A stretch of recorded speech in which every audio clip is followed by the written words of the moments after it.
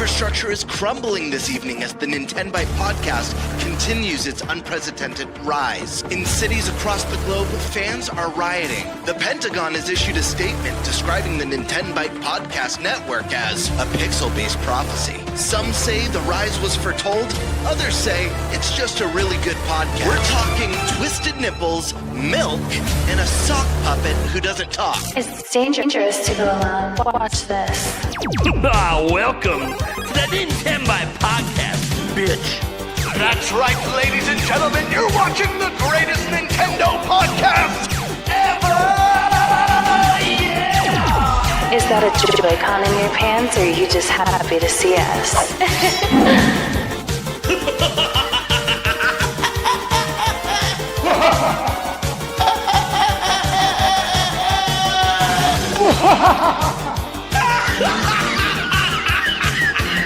Shut up! Now feel the power. Everyone, do you feel that? Oh my god, I feel it! I feel it too, Gamer. What is it? It's the power of our podcast.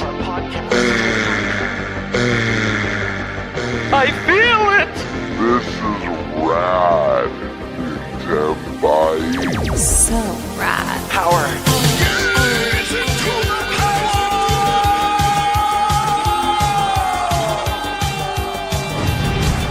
Now bask in their glory. I'm Nintendo Brian. Oh baby.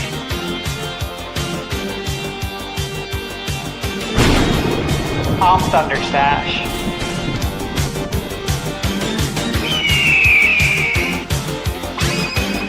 I'm Gamebird Classic.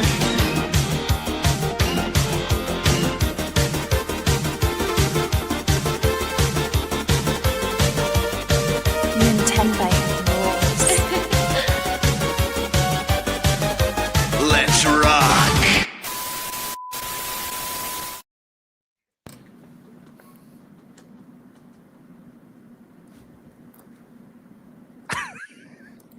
We can't hear you.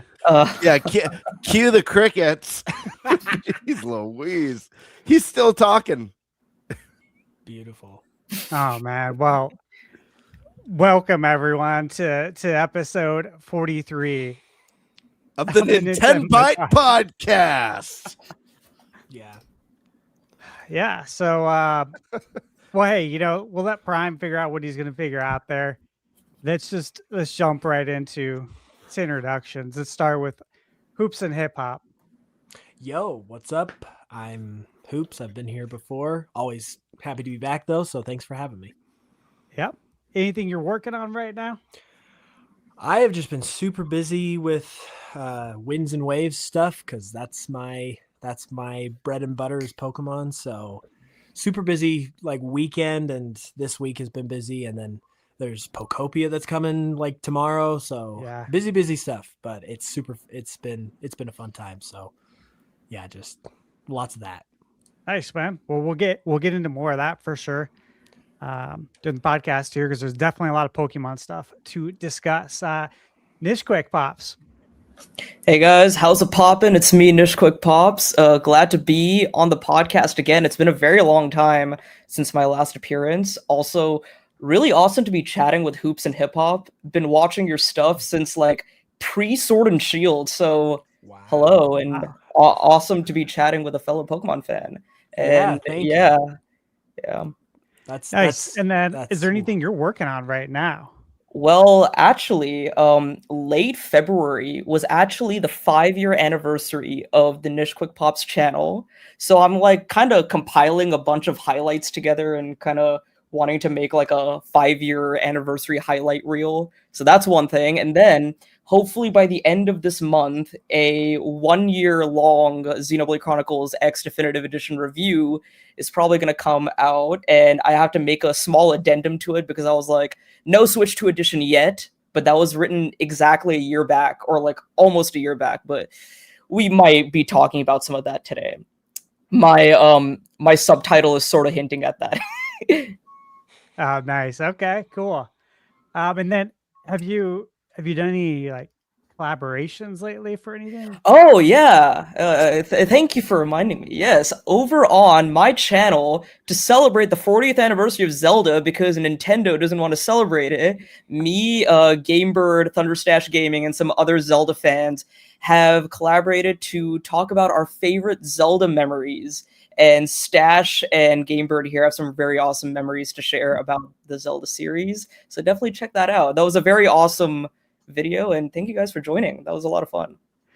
Yeah, I will say, you know what? I watched the whole video at the gym, and I had like a smile on my face the whole time. There's some genuinely like really good, touching stories. It was very nostalgic to watch. So good job with that too, man. Great job Thank putting it you. together. Yeah, it was hard for me to choose one singular memory, but that one Skyward Sword memory was the one I had to land on, because Zelda is Zelda. Yeah. It's hard, man. I obviously, you know, I could have kept talking, but you know, you got to cut it off on the collabs, so you got to make it as tight as possible. Gamebird, what's going on with you, man?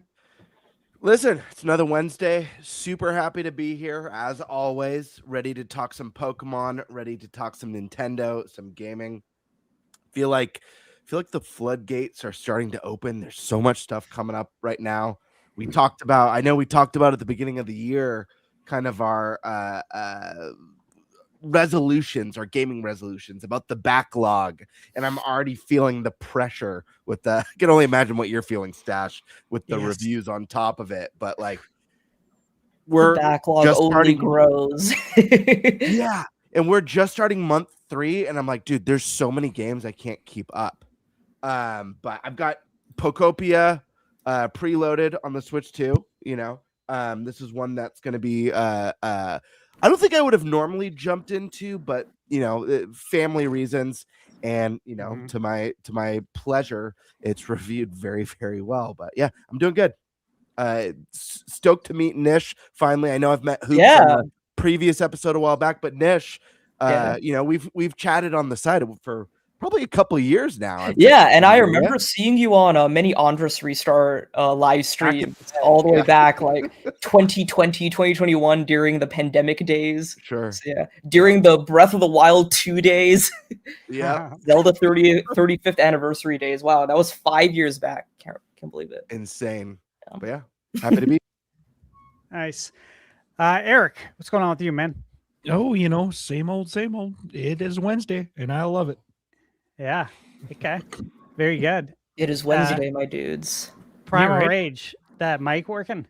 Yeah, we're good. We're good. Okay, sweet. Well, I guess we'll go in the normal order now. So I'll tell you what I'm up to. And well, obviously, guys, hey, I don't know if you know, but NBA Jam, it's the anniversary today. Oh. Yeah. 1993, of course, is when it came out. And so, of course, gotta rep NBA Jam. And yes, outside of that, super busy.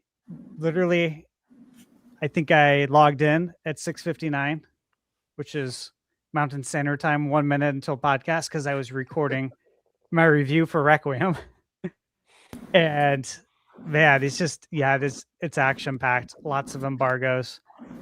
It actually feels busier than February, which is hard to believe. So that's what I'm up to, man. Prime, what's going on with you? You know, I got a lot going on in general. I am completely done with Age of Imprisonment, so happy to put that one on the notch on the belt and put it behind me. Kind of an emotional time because I beat it, and then I did a bunch of side quests, and then I went and rampaged through it again, just the story, so I could, you know, just hit that ending one more time. Because, you know, the Breath of the Wild, Tears of the Kingdom era is my favorite era of Zelda ever. So this is like putting a bow on it. I know we're not coming back to it. I know there could be some DLC at some point for the game. I have no idea, but we're basically done with this era of Zelda. And I know some people are like, are you sure they're not just going to milk more of it? I'm like, we're like 99.9% sure, because they literally said after Tears of the Kingdom, they're done. They're moving on to something else. They're not coming back to this world. They're not coming back to this Link and Zelda.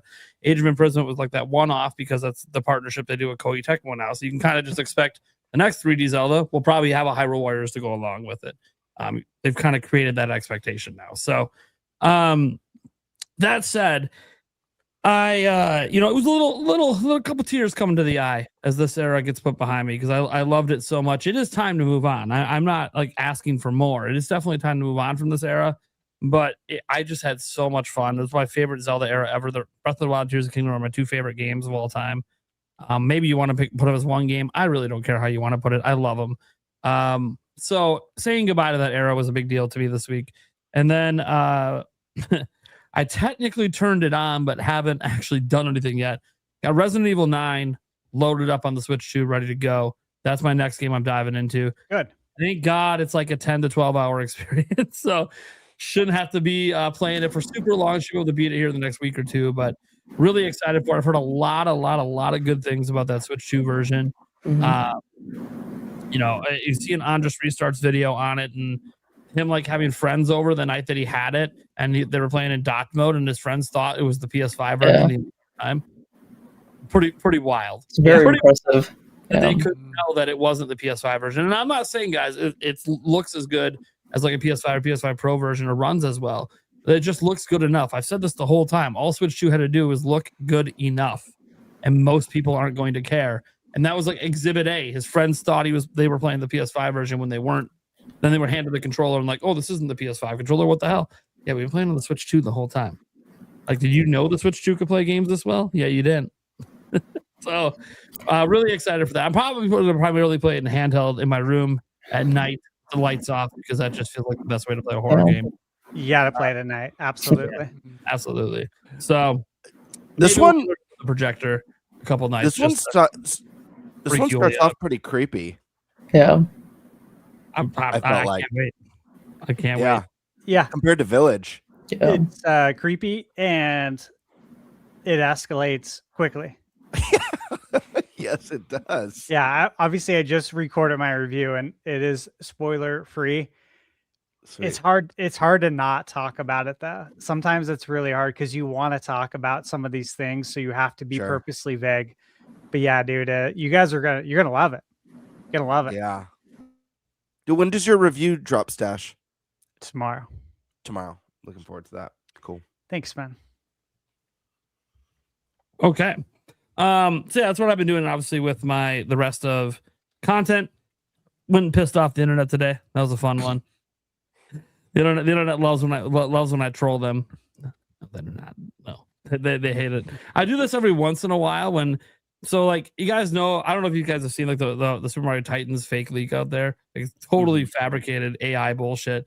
Well, I keep getting sent to me like 30 times a day for the last week. So I was like, people keep sending it to me. People keep swearing it's not AI. It obviously is. And I'm like, all right, fine. What are we going to do with this? Because this needs to stop. By the way, no one's sending me links anymore since I put the video up.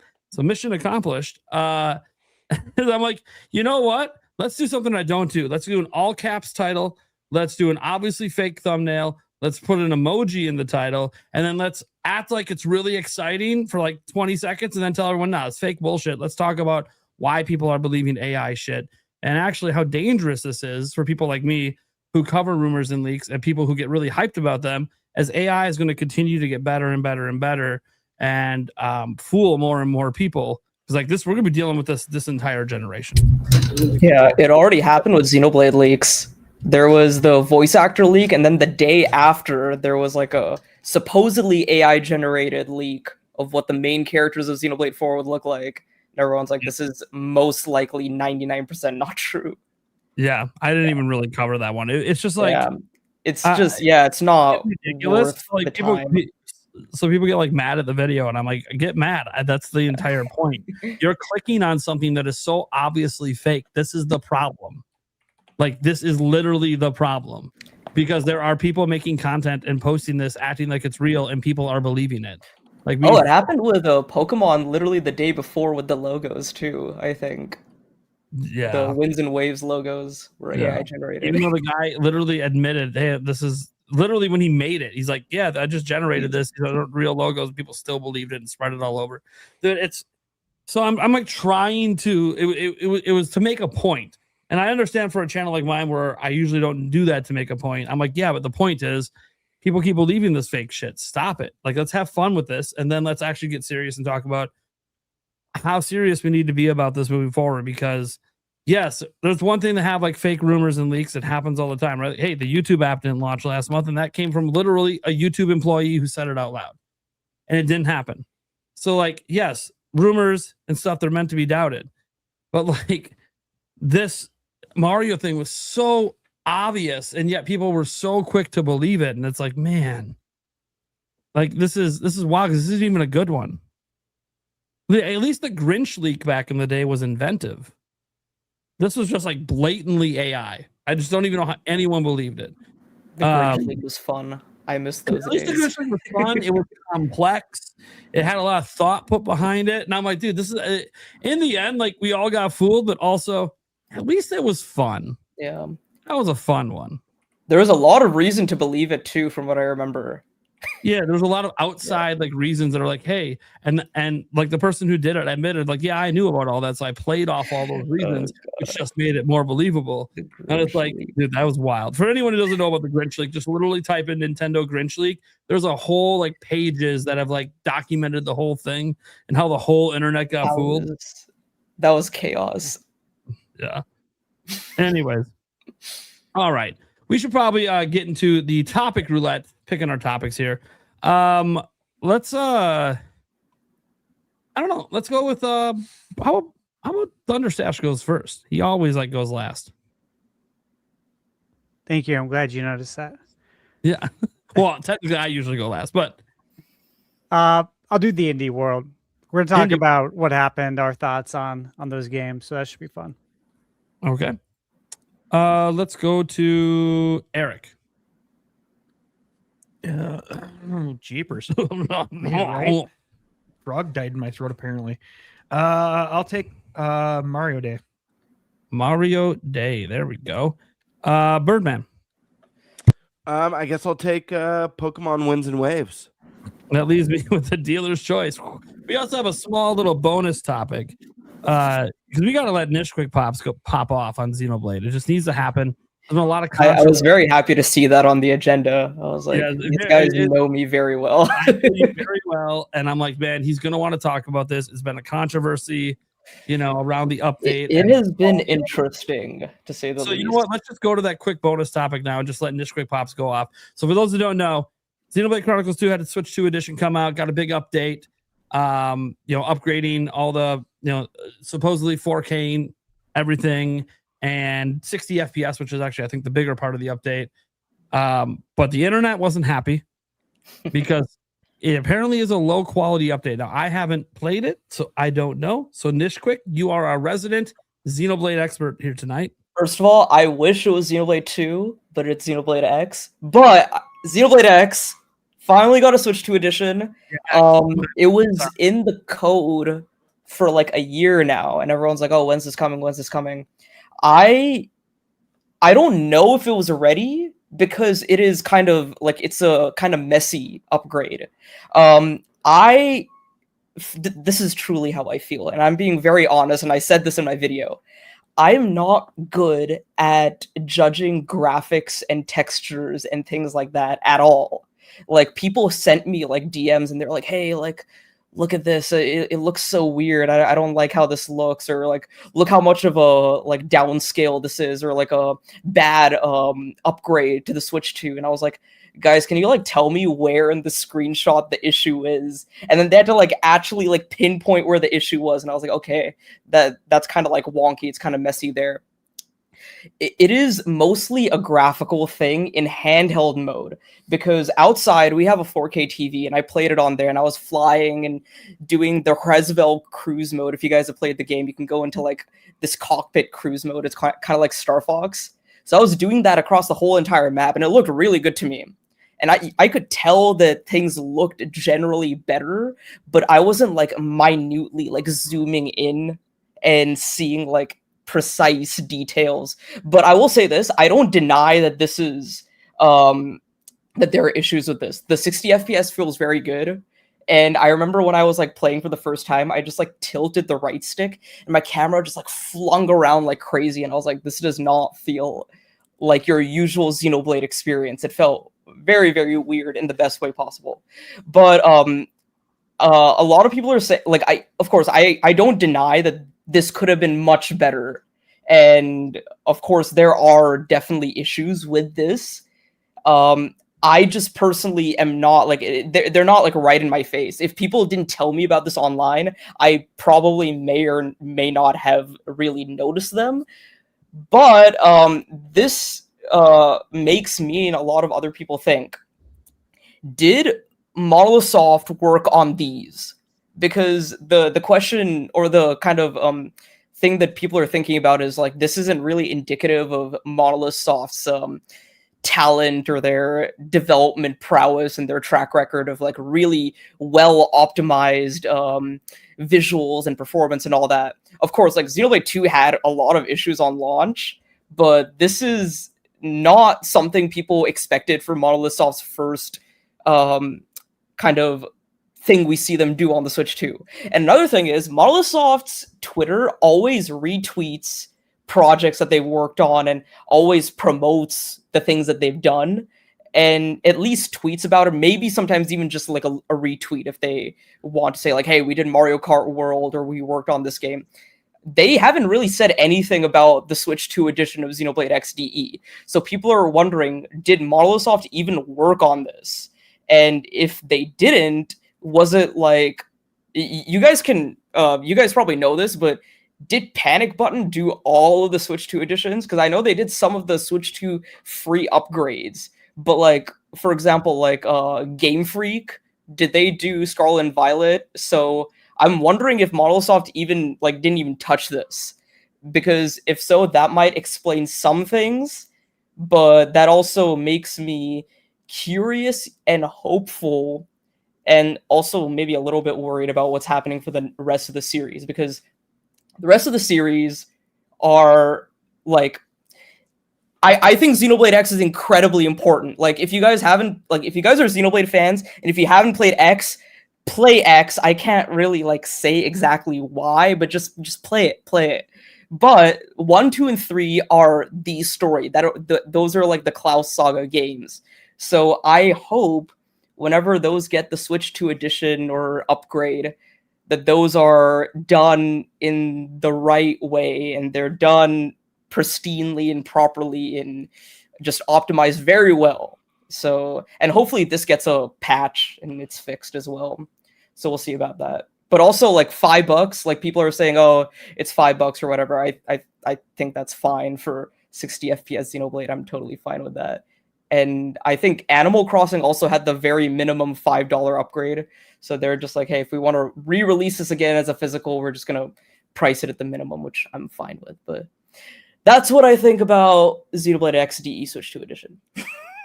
My spiel. Yeah. Have any of you guys played it? I played it on, what was it? Wii U. Wii U. Okay. I have it. I bought it last year, and I bought it right when it came out. And I told everyone on the podcast that I'm waiting to play it on Switch, to play the Switch 2 edition at 60 FPS. And, you know, obviously that happened. Here we are. However, I don't have the time right now. I have way too many embargoes. Yeah. I'd love to play it right now. I just, you know, it missed the window. And maybe if you wait out a little bit longer, hopefully there might be a patch. So we'll see about that. There probably will be. It seems like, based on the feedback again. Yeah, sure. I've also seen on social media, like you, that stuff. You know, I'm not looking for bad things in life. You know what I mean? I'm not looking to catch people doing something wrong. Yeah, I'm trying to catch them doing something right, pick out the positive. And I do find a lot of people getting pretty upset about things that to me are, you know, they're minor grievances. Mm-hmm. Does it affect the gameplay? Does it affect the gameplay? Does it hinder the combat? I personally don't think so, but I think a lot of people are saying that when you like zoom in to like whatever, like, because you can zoom in the game, and like naturally the game is pretty zoomed in, so they're like, oh, this rock texture doesn't look good, or this like bush texture doesn't look very good. What I've seen, but I like, I never really noticed that much either. So yeah, to me, it doesn't affect the gameplay or the combat or the general experience for that matter. I need to go back and see some of the cutscenes. Like what I'm going to do eventually, maybe once I have some more time over the weekend or something, I might do a stream of the epilogue, chapter 13. So you guys should definitely stay tuned for that.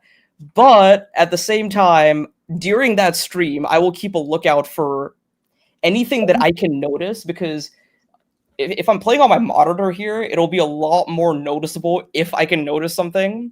But like I said, I don't deny, and I'm not denying that these are issues. And it could be better, because there are some people who are like, oh, there's no problem whatsoever. There's no problem at all. So yeah, I like agree that there is something there, but to me, it doesn't ruin it. And like, I think chapter 13 will be like the litmus test for that, because not to spoil anything, but you go into some very cool areas and you can see some very cool effects and stuff. And there's a lot of cutscenes in chapter 13. And to everyone in the chat, if you like Xenoblade and you haven't played chapter 13, then you're like, I don't know what you're waiting for. Like, I can't like say more, but like, I just, people are like ignoring chapter 13 and like just do it. I can't say anymore. I just can't. But like, yeah. You know what this reminds me of, Nish, is the windows in Pokemon. Again, can it be better? Oh yeah. Sure. Can the graphics be better? Sure. Nobody's denying that. We all know this. Okay. You don't have to bust out a magnifying glass to see this stuff. We all know this, okay? But the question is it going to affect the gameplay? Is it going to change my day to day? If it's not, why are we talking about it? That's how I feel about the Xenoblade stuff. Yes. Yeah. I understand if you zoom in on this rock randomly during gameplay, if you choose to do that, and you're saying it doesn't look good, I'll agree that, yeah, it doesn't look good. But I'll also say, why would I do that? Why? This is unnatural. Yeah. Another thing which is kind of upsetting, I forgot if I mentioned this, but a lot of these issues are experienced mostly in handheld mode. And I flew around a little bit in handheld mode, and it looked like a normal Xenoblade handheld experience to me. But that is another like silver lining. If you're mostly playing this on docked, you probably won't see a lot of this. So that's good, at least. Yeah. And especially when you're flying in your Skell, it feels so good to be in 60 FPS. So that in itself is worth it. That's what I think too. That's why literally I wanted to hold off, and you know, nothing else could have been done for me last year when it was announced. Like nothing else could have been done. I just wanted that 60 FPS. So it just released at a very tough time. It released right before the Switch 2 Direct, and then everyone was hoping that 60 FPS toggle that you see in the code means the upgrade was going to come very soon. Like I was hoping to see it in the Switch 2 Direct, but I think they waited a little too long, because I made a video like last August or June or July. I was like, Nintendo has killed the hype for Xenoblade X or something like that, because like the hype just declined. People weren't talking about it. People weren't playing the epilogue, and I'm like, guys, the Nintendo, you didn't treat this game right. I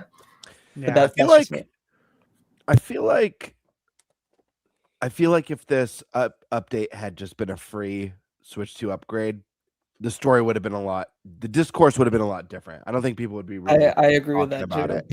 I think that, because we have games that have Switch 2 upgrades that are like $1.99. I know Fantasy Life is one of them, and it runs fantastic. I think unless you're doing something really special, going above and beyond with it, I think that the $5 to $10 is going to feel steep, and people are just going to nitpick every flaw they can see because they spent $5 or $10 for a Switch 2 upgrade. So I feel like this one should have been one that's probably free, but I'm in the same boat as Stash. I've been waiting. So I got this game originally on Wii U day one when it came out. I only sunk maybe 10 hours into it. For whatever reason, I was probably busy at the time. I just didn't get around to finishing it. So I was super thrilled to see it come to Switch 1. And like Stash said, we talked about on the podcast, waiting for that Switch 2 edition. It's finally here. I look forward to getting around to this game. Is this your first Xenoblade game, Gamebird? No, it's not. Right. I've played, so I need to play 3. Okay. And I need to play X. Okay, so you played 1 and 2. I played 1 on the Wii, 3DS, and Switch. Oh, nice. Yeah. You're arguably more of a Xenoblade. You're probably more of a Xenoblade 1 fan than I am. I didn't finish it on 3. I've just played it on all 3. I Okay. remember being so excited back in the Wii day, because I love JRPGs. It's a huge part of my gaming history. One of, if not my favorite genres in the industry. So you guys all know, like, RPGs on the Wii, like turn-based RPGs, weren't a dime a dozen. That era just sucked. PS3 and Wii. Yeah. So seeing like The Last Story and Xenoblade Chronicles coming to the console was huge for me. But yeah, I really look forward to playing this one. I know. I think one of the things that had me the most apprehensive on this one at the get-go is, from what I understand, this one is the most light on story, which is big for me with RPGs. But it sounds like that chapter 13, I don't know if it's insane gameplay or if you're talking about the writing and the story. So it is very divisive. I won't give details because many people still haven't played it yet, but I really thoroughly enjoyed it. As a fan of Xenoblade 1, 2, and 3 and Xenogears, I loved it because there's a lot of X is a very messy game story-wise because it was the writing was rushed. There was a lot of drafts that needed to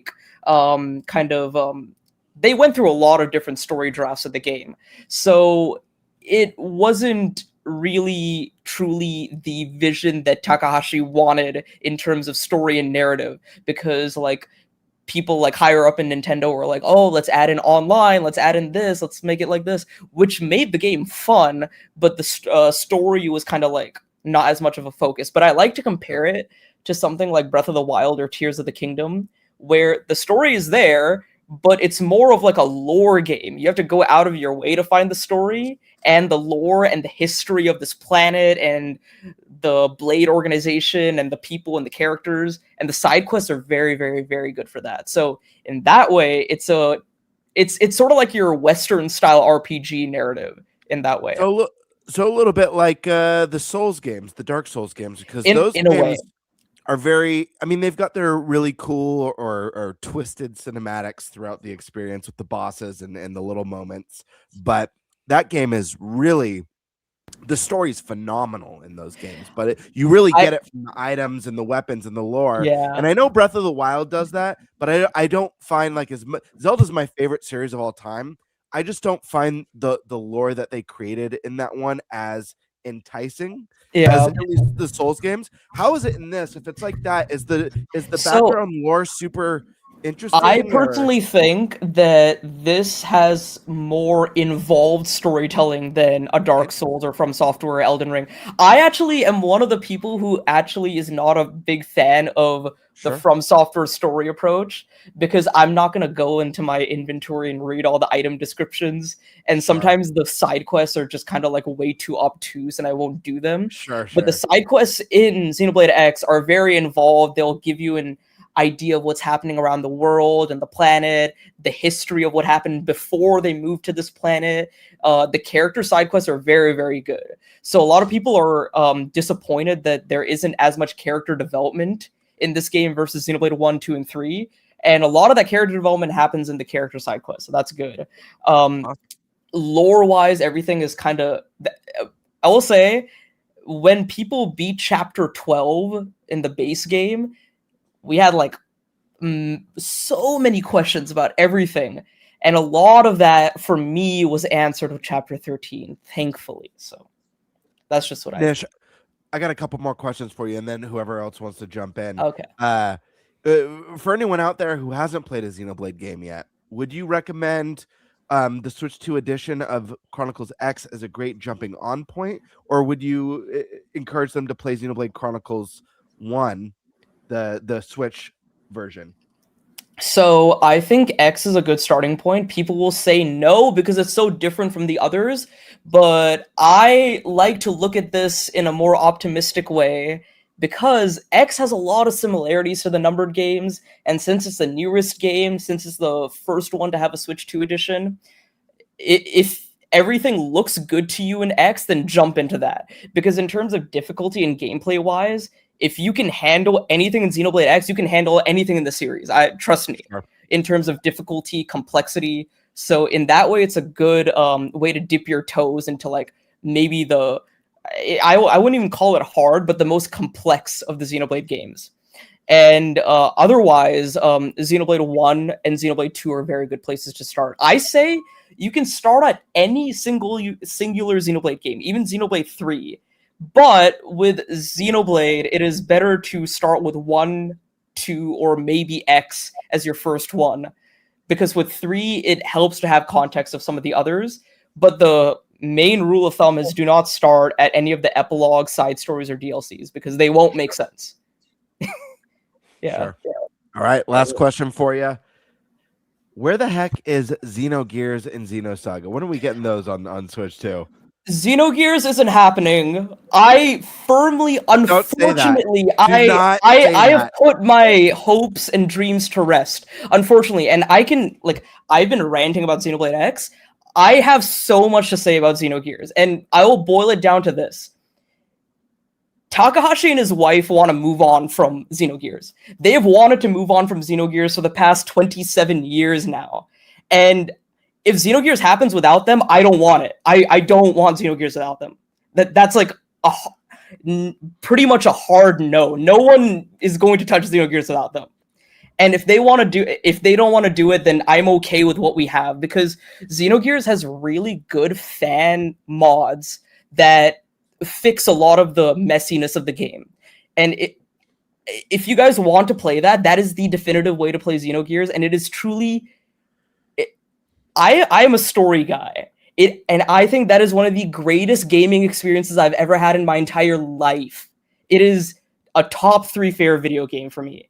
And it's still like a dingy old PS1 game it's not even finished. The second half of the game is just not even finished. But that's how ultimately top of the line it is. Xenosaga hopefully will come soon. I am not convinced as much as other people that Xenosaga is coming, and I will just say I'm not as convinced about Xenosaga's involvement in the future of the Xeno series. That's all I'll say. But I think we will have definitive answers hopefully this year. I've said, we'll have an answer last year or the year before. Every time, like after Xenoblade 3 came out, I was like, we'll see.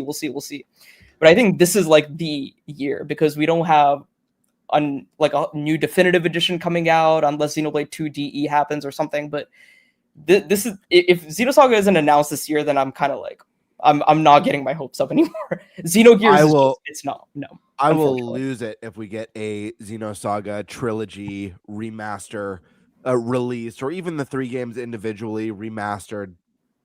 I'll lose it. I loved those games growing up. I just remember I remember having I have such fond memories of booting up the first game. Yeah. And like, oh wow, each cinematic is like 40 minutes long. Oh yeah. I love this. And it's one of the rarest settings in RPGs. That game is sci-fi through and through. Like even with like the Xenoblade games, they're a mix, they're hybrid, they're sci-fi, but they're also fantasy. Xenosaga's sci-fi through and through, so it would be really cool to see those make a return. Xenogears, it's unfortunately one of the blind spots in my gaming catalog. I've never played that game, and I've always been like, man, if I just had the chance to play this, I bet I would love it so much. I want to be in on the conversation. So I know we talked about this once before behind the scenes, probably a few years ago. about this, but I'm gonna have to talk to you about playing this one because it's one that I definitely need to knock off my bucket list of It games. is the singular greatest video game story I've ever experienced in any video game. And I genuinely had a fun time with it, even with the messy combat and the gameplay. If they want to do something with it, just give us like a port on the PSN store on PlayStation Plus or something. That'll be good enough. But doing a full remake, rewriting the game, expanding on it, I don't want anyone other than Takashi and his wife touching that, and they don't want to go back to it. So that's fine. That's fine with me. I want new Xeno stuff. I want Xenoblade 4. Yes. Or Xenobird. I heard that. Yes. What they might call the next one. I don't know. That's just what I heard. I heard that too.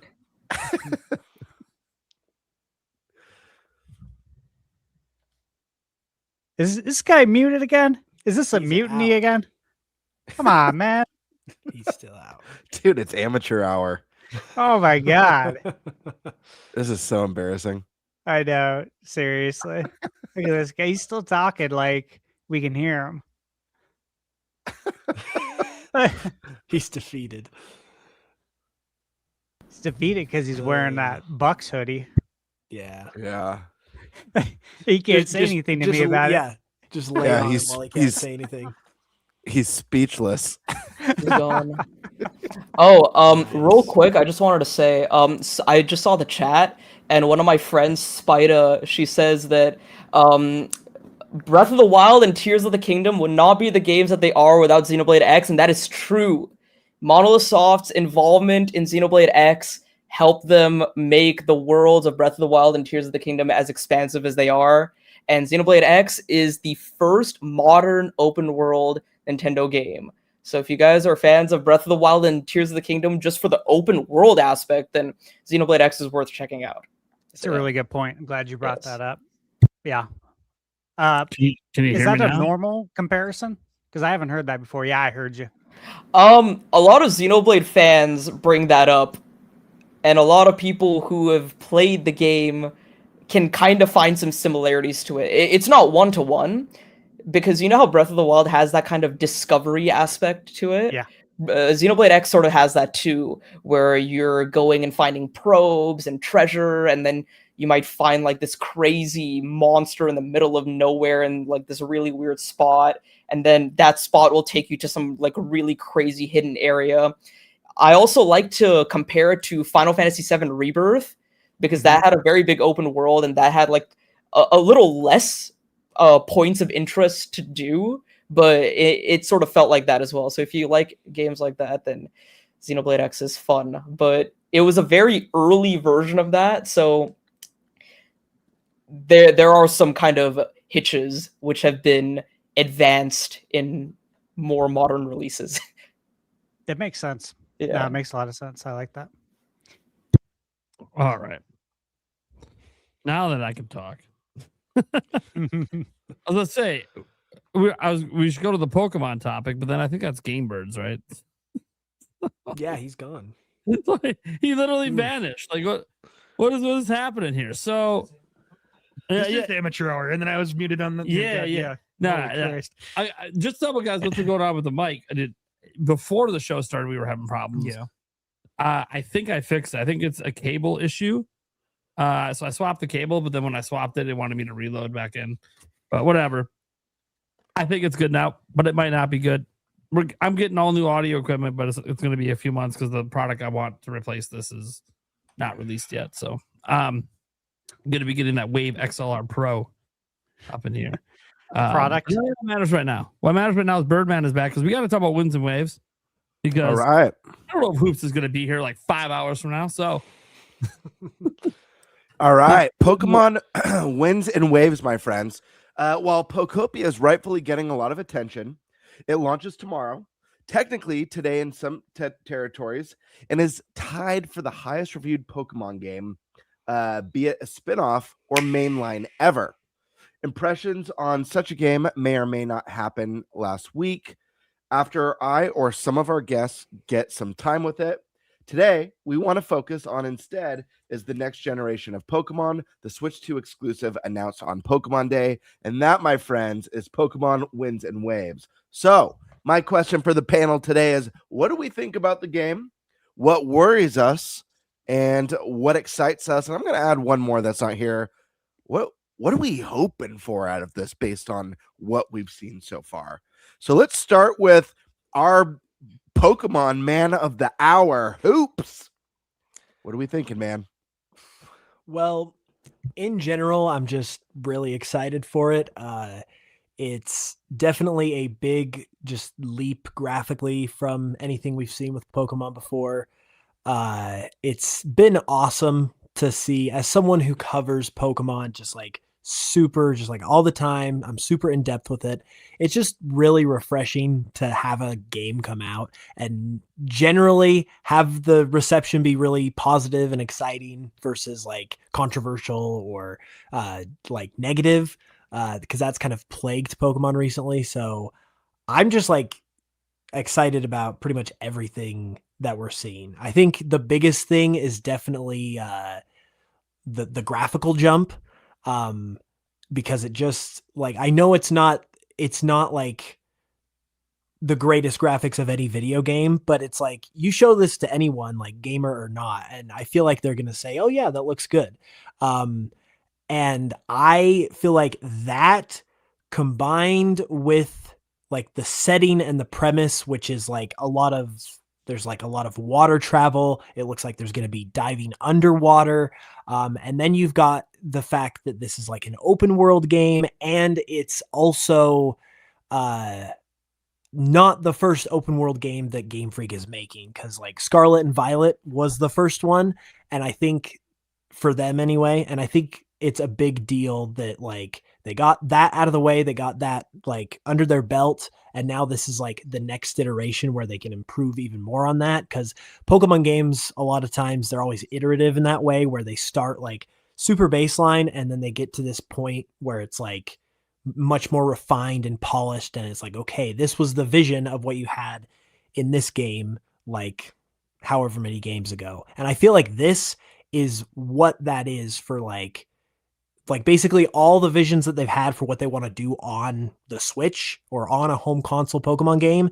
This feels like what that is. And I feel like it's like, just based on this first trailer, obviously we need to see more stuff, but just based on this first trailer, it feels like they are realizing that vision, which is super exciting.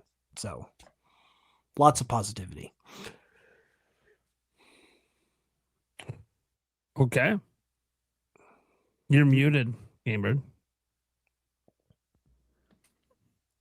Oh, how the tables have turned. I was gonna say, do you have any specific hopes for it?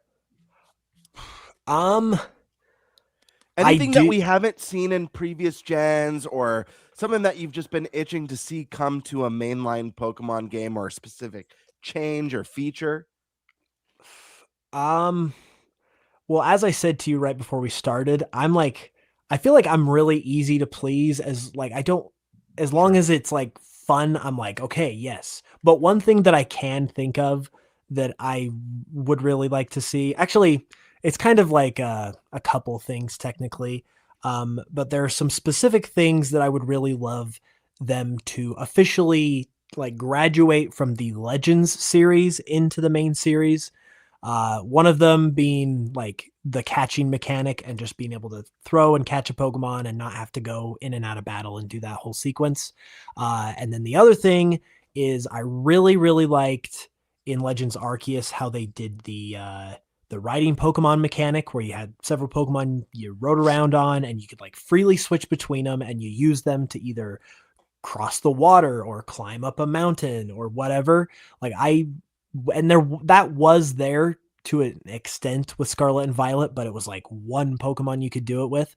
I would really love to see that brought back in the Legends Arceus way, where it's like there's multiple Pokemon you can do this with. But I think it would be really cool if they sort of fleshed it out a little more to where it was like you could do it with the Pokemon in your party versus like a specific set of Pokemon that are set aside for this purpose. And that was sort of like in Legends ZA, not with riding Pokemon, but in Legends ZA, there's like these obstacles throughout the world. Like there'll be like a big rock in the way or something like that. And you can use your Pokemon to get rid of those things. And it doesn't have to be a specific Pokemon or a specific move that you use. It's just like, if you have a fighting type Pokemon, use a fighting type move on that rock and it's out of the way. And that to me felt really fun because it was like I was using my Pokemon to like actually adventure versus just battle. And I think if they do that stuff with like traversal, it could be really fun. And obviously like the setting looks perfect for that. So that's something I would love.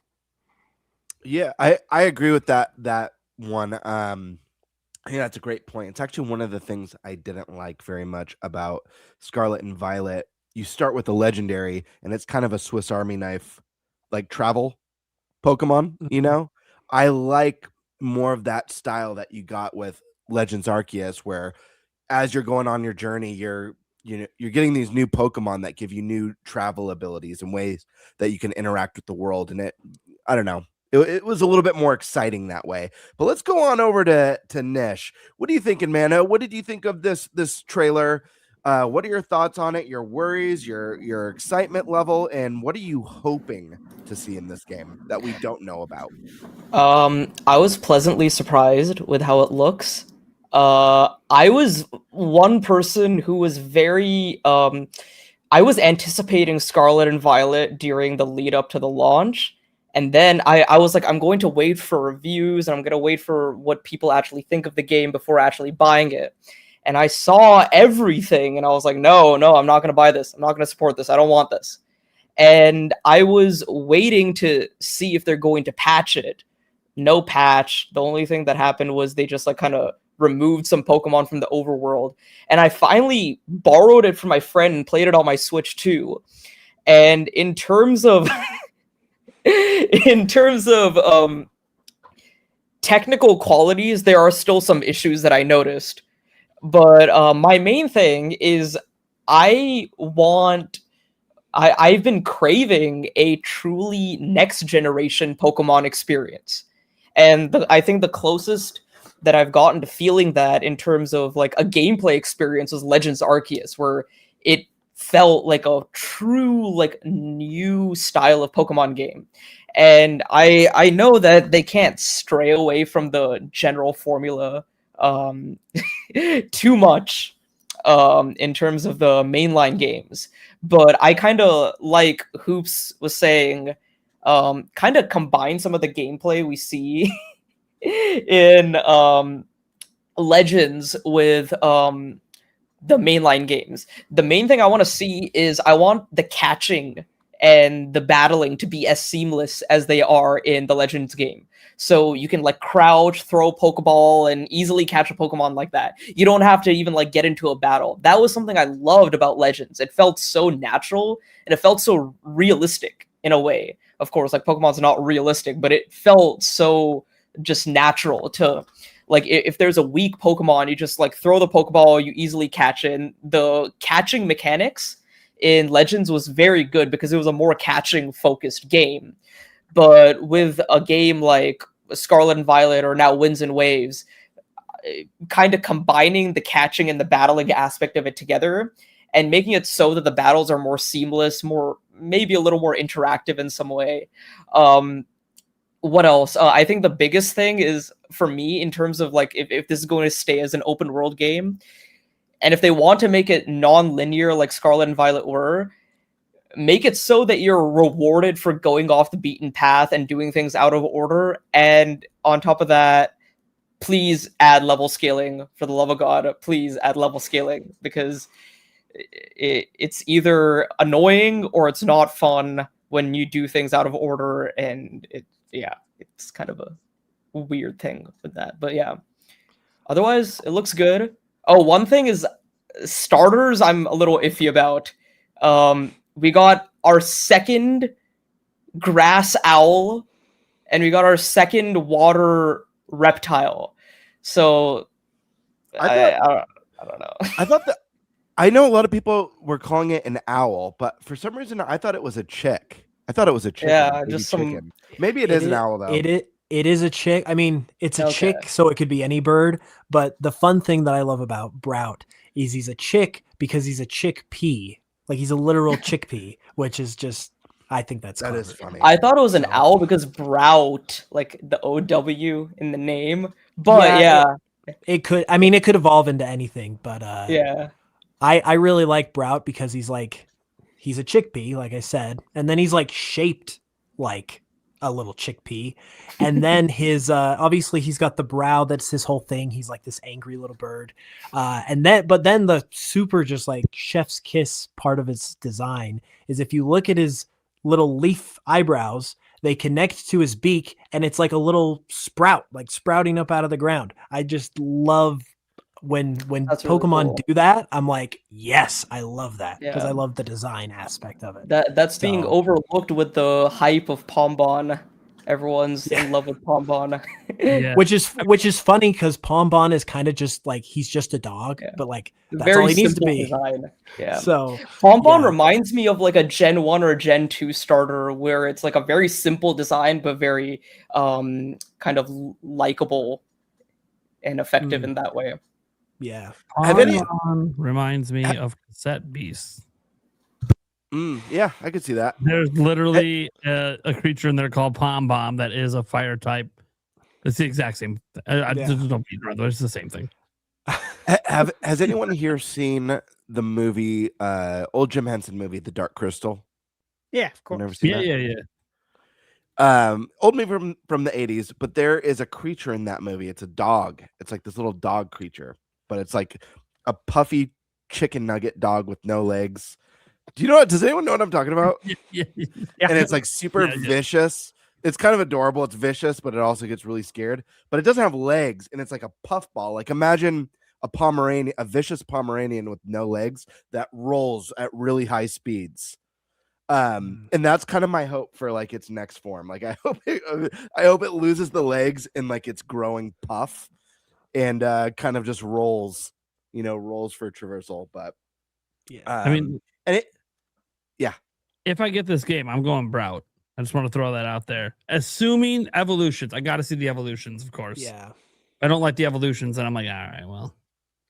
See, I go water every gen. I usually go fire. I've always liked, and I water. love dogs, but I don't love small dogs. And so they had to make it a small dog. Hey, the final evolution is all that matters. Yeah, You think like the final evolution makes them like a Scooby Doo thing. Cool, I'm in. Do you think all three go bipedal? Oh, I think I was actually talking to my friends about this today. It didn't register to me that every single fire final evolution except for Skeledirge is bipedal, right? Yeah, every single one.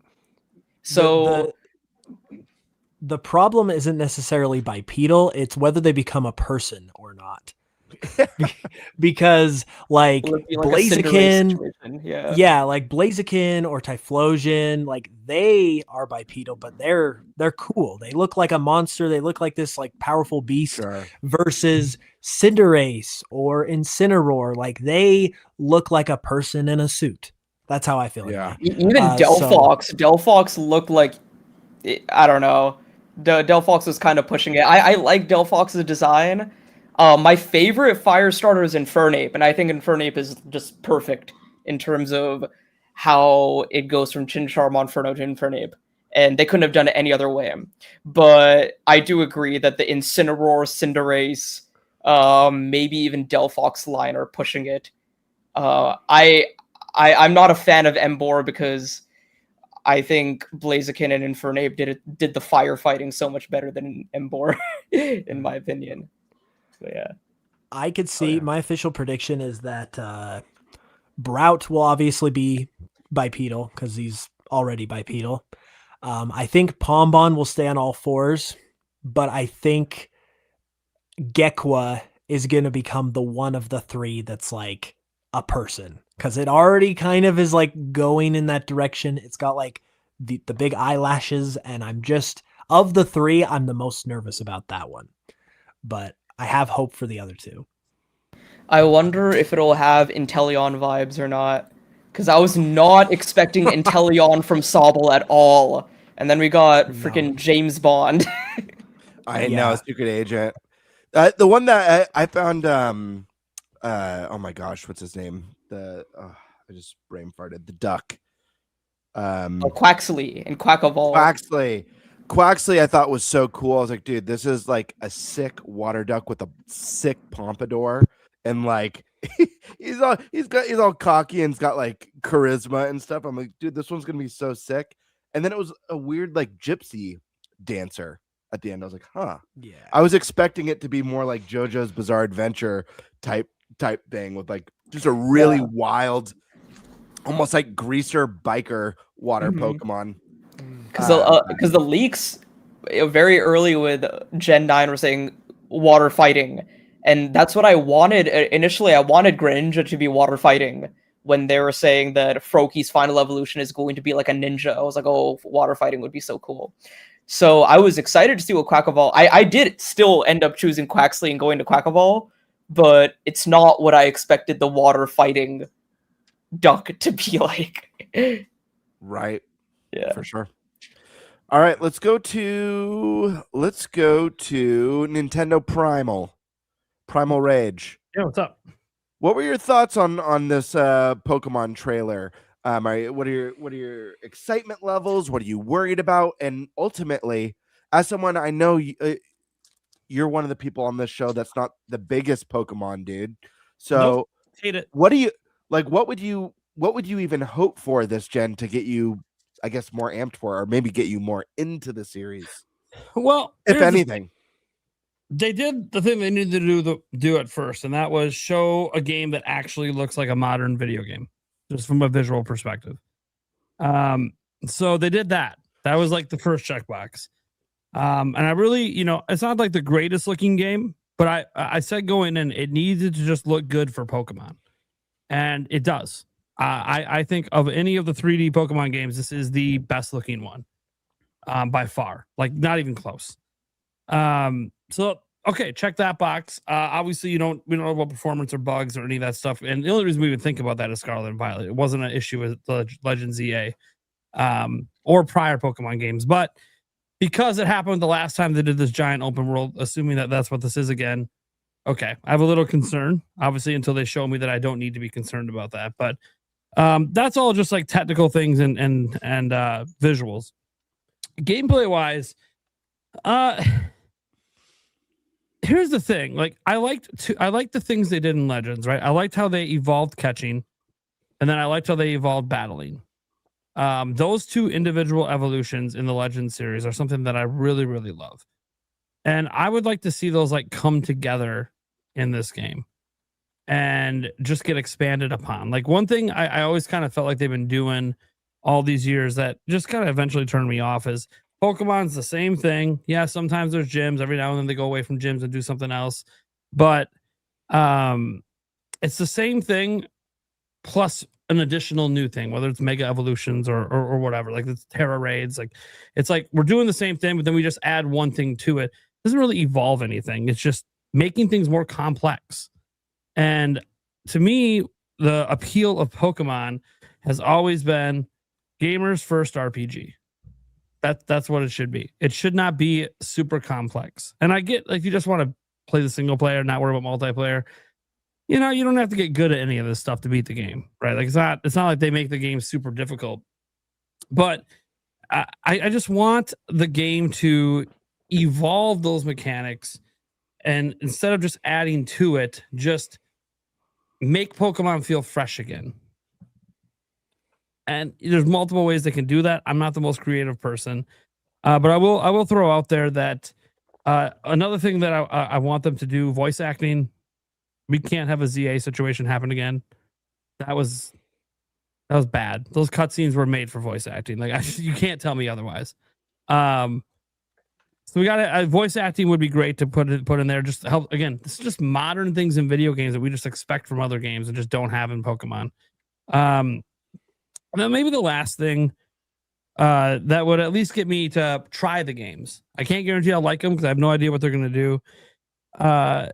Is just make the world feel lived in, not just by the Pokemon, but by the NPCs as well. NPCs that just stand around and do nothing, and they're still there. Yeah, maybe when it's nighttime, they're in their house, still standing around doing nothing. Dude, that's what I expect on Game Boy. It's 2026. These NPCs should be alive. They should have lives. They should be doing things. And I'm not even asking for things like super complex. Like when you play, Breath of the Wild and Tears of the Kingdom, those characters have a life. They're doing things. They're not in the same place all the time. They have activities they're doing. They feel alive, like they actually exist. And Zelda's like a really weak display of this because there's other games that do it way better, way more complex. I'm not asking for the next Fable level of interactions here. Like that game's going all in on that stuff. I just want them to feel like they actually exist and they're not just glorified boxes that I'm walking up to, like signs. It's signs that I just walk up to and interact with, because that's what Legends EA was really bad with this. The cars didn't even move. Like we're in a city. There's not a single moving vehicle in a city. What? And again, that's Legends, and I get that that's not this. I think back to Scarlet and Violet, and some of the characters had some motion to them. It wasn't all of them. And another thing is, don't put any buildings in the game that I can't actually enter. Because what's the point? That's like just dropping a tree in my way that I can't climb or can't go around. What's the point then? Shouldn't be there. Like that just makes you feel like you're just trying to fill. You're just trying, because the world is so big. You're just trying to fill the area rather than give me things to do. And one thing I do hope they carry over from Scarlet and Violet. One thing I did like is they had kind of two little mainline quests. I like that. Have multiple mainline quests, not just go beat all the gym leaders. No, have that other quest line that's like a completely different type of thing. I did like that. So bring that back. Maybe even have 3 of them. They did that in Tears of the Kingdom as well. They have multiple mainline quests. So that's just, I look, this all sounds kind of simple and basic, but that's because I don't feel like Pokemon's been doing the simple and basic things.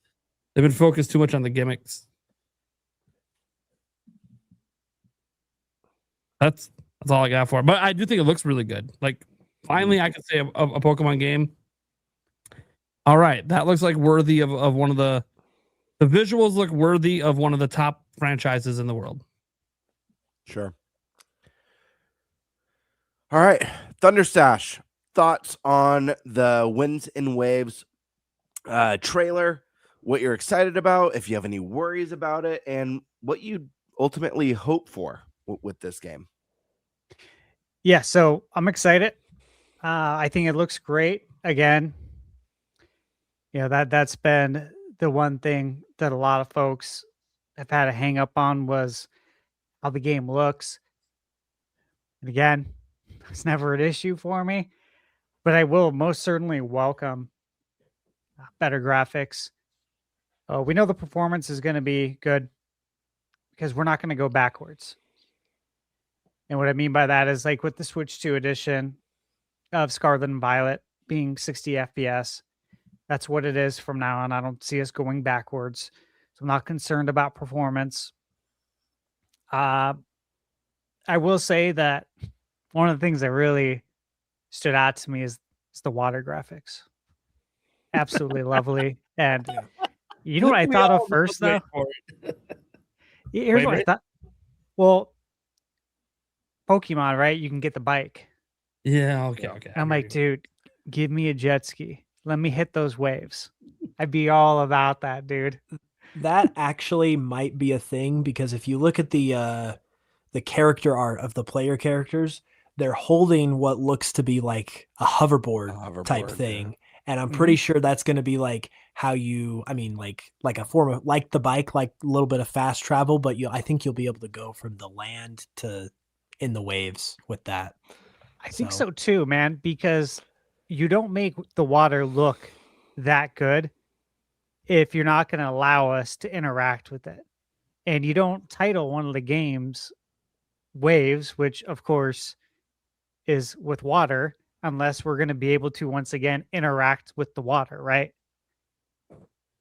I think you don't focus much on it, and you'd put your attention elsewhere, unless this was going to be an actual thing where you can hit the actual waves, which, hey, dude, hoverboard, jet ski, I don't care. I just want to hit those waves because that water looks incredible.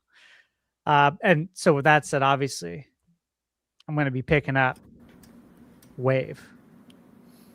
And also to, indiscreetly kind of support Wave Race 64. I think you should probably do that. We should all probably pick up Wave.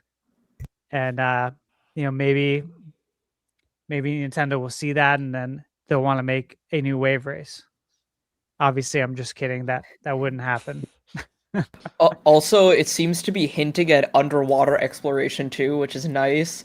We haven't had that since Gen 3, Ruby, Sapphire, Emerald, so that's very exciting to go underwater and see what's all down there. Yeah, that is really exciting. And, game on PS5, Horizon, really fun exploring underwater. And the water just looks so good in that game. And also, it reminds me of, Bonanza, right? The water in Bonanza looked fantastic. And it's just nice to be able to, explore underwater in these games. And, there was a time in video game history where water-related levels were something you didn't really look forward to. Yeah. Because they weren't always look at Teenage Mutant Ninja Turtles 1 on NES, the water level where you get electrocuted. Yep. People hated that. Yeah, the bombs where you have to defuse the bombs. The water temple, of course, gave a lot of people nightmares. I didn't have any issues with it, but I saw my cousin go through it. I love the water temple. Water temple is overhated. Yeah. It's so overhated. The only problem with the water temple is the boots. Because the menu navigation is bad in the water temple. Yeah, that's the only issue. The temple itself is rad. It's a very well-designed puzzle in Ocarina of Time. I really liked it. I was going to say the best classic water levels are the DKC 1 and 2 ones. Those are actually fun. Well, because it's easy to control. And then you have the swordfish animal friend, and the music is nice too. Yeah, the music, David Wise, right there. That the soundtrack in those levels is just so good. You think about it though. Look at Wind Waker. As soon as you hit the waters, you get the Great Sea theme. Yep. I would love it if when we hit the water, we get some sort of heroic kind of amazing theme like that, some really good music on the water. That would be nice. Helps create that sense of adventure. It does. Yeah, that's the word, man. Adventure, man. Yeah, going on a journey. Yeah. I hate to bring up Xenoblade again, but Xenoblade 3 had that same thing where later on, midway into the game, you get a boat and you can access this huge water section of the map, and there's 2 tracks. There's the basic track that plays when you're sailing in the seas. And then right before you go to the final boss, you're sailing towards the final dungeon, and it's the same track, but it's super bombastic and epic. So yeah, despite some very empty ocean waves, music can make or break that vibe. Yeah, it totally can, man. Overworld themes in general, right? Whether it's on land or sea. Yeah, I played a game earlier this year that I reviewed, Code Vein 2, and there was no music at all in the overworld. And weird. It was storming in the game, but there's thunder, lightning, but you barely heard anything. And of course, I messed around with it too. I'm like, is something going on with my surround sound receiver? Or is something wrong in the PS5 option? I checked everything. I saw other people comment on it after I'd posted my review, but I'm like, dude, such a missed opportunity to give us some sort of, again, adventurous music that really plays into Final Fantasy VII Remake. I think the theme is On Our Way, right? Yeah. And Rebirth did such a good job of all the overworld themes in each region of Rebirth are phenomenal. That's one thing I sort of wanted in Metroid Prime 4 with Soul Valley. I know Soul Valley gives that isolation vibe, but I was like, just had like a little bit of like a ambient noise to it, but it's whatever. I get what they're scanned going my for. Metroid, amiibo, so I was able to put music there, but I wish everyone could have done that as Yeah. well, like had the option to. I But wish. yeah, it's that. It's like Zelda with Ocarina of Time, obviously the great field, music like that. I'd like to see that in Pokemon. Just an amazing score. That would be really cool. But outside of that, guys, like I don't have a lot of expectations. I will say that I trust they're going to do a good job. And you could call me crazy for saying that based on Scarlet and Violet, but I didn't have any problem. I really didn't with Scarlet and Violet. I know there was issues. And again, I don't hyperfixate on the negative, and the things that people are talking about on the internet are not things that affect me. And I just honestly don't allow it to. I enjoyed the gameplay, right? Could things be better? Yes. Could frame rate be better in Tears of the Kingdom on Switch 1? Yes. But did I not love the game? You know what I mean? Like minor grievances, and it's all fixed now. So I'm just not concerned about performance. I don't see us going backwards. So really, I'm just like open arms, ready, open-minded, ready for whatever they're going to give us.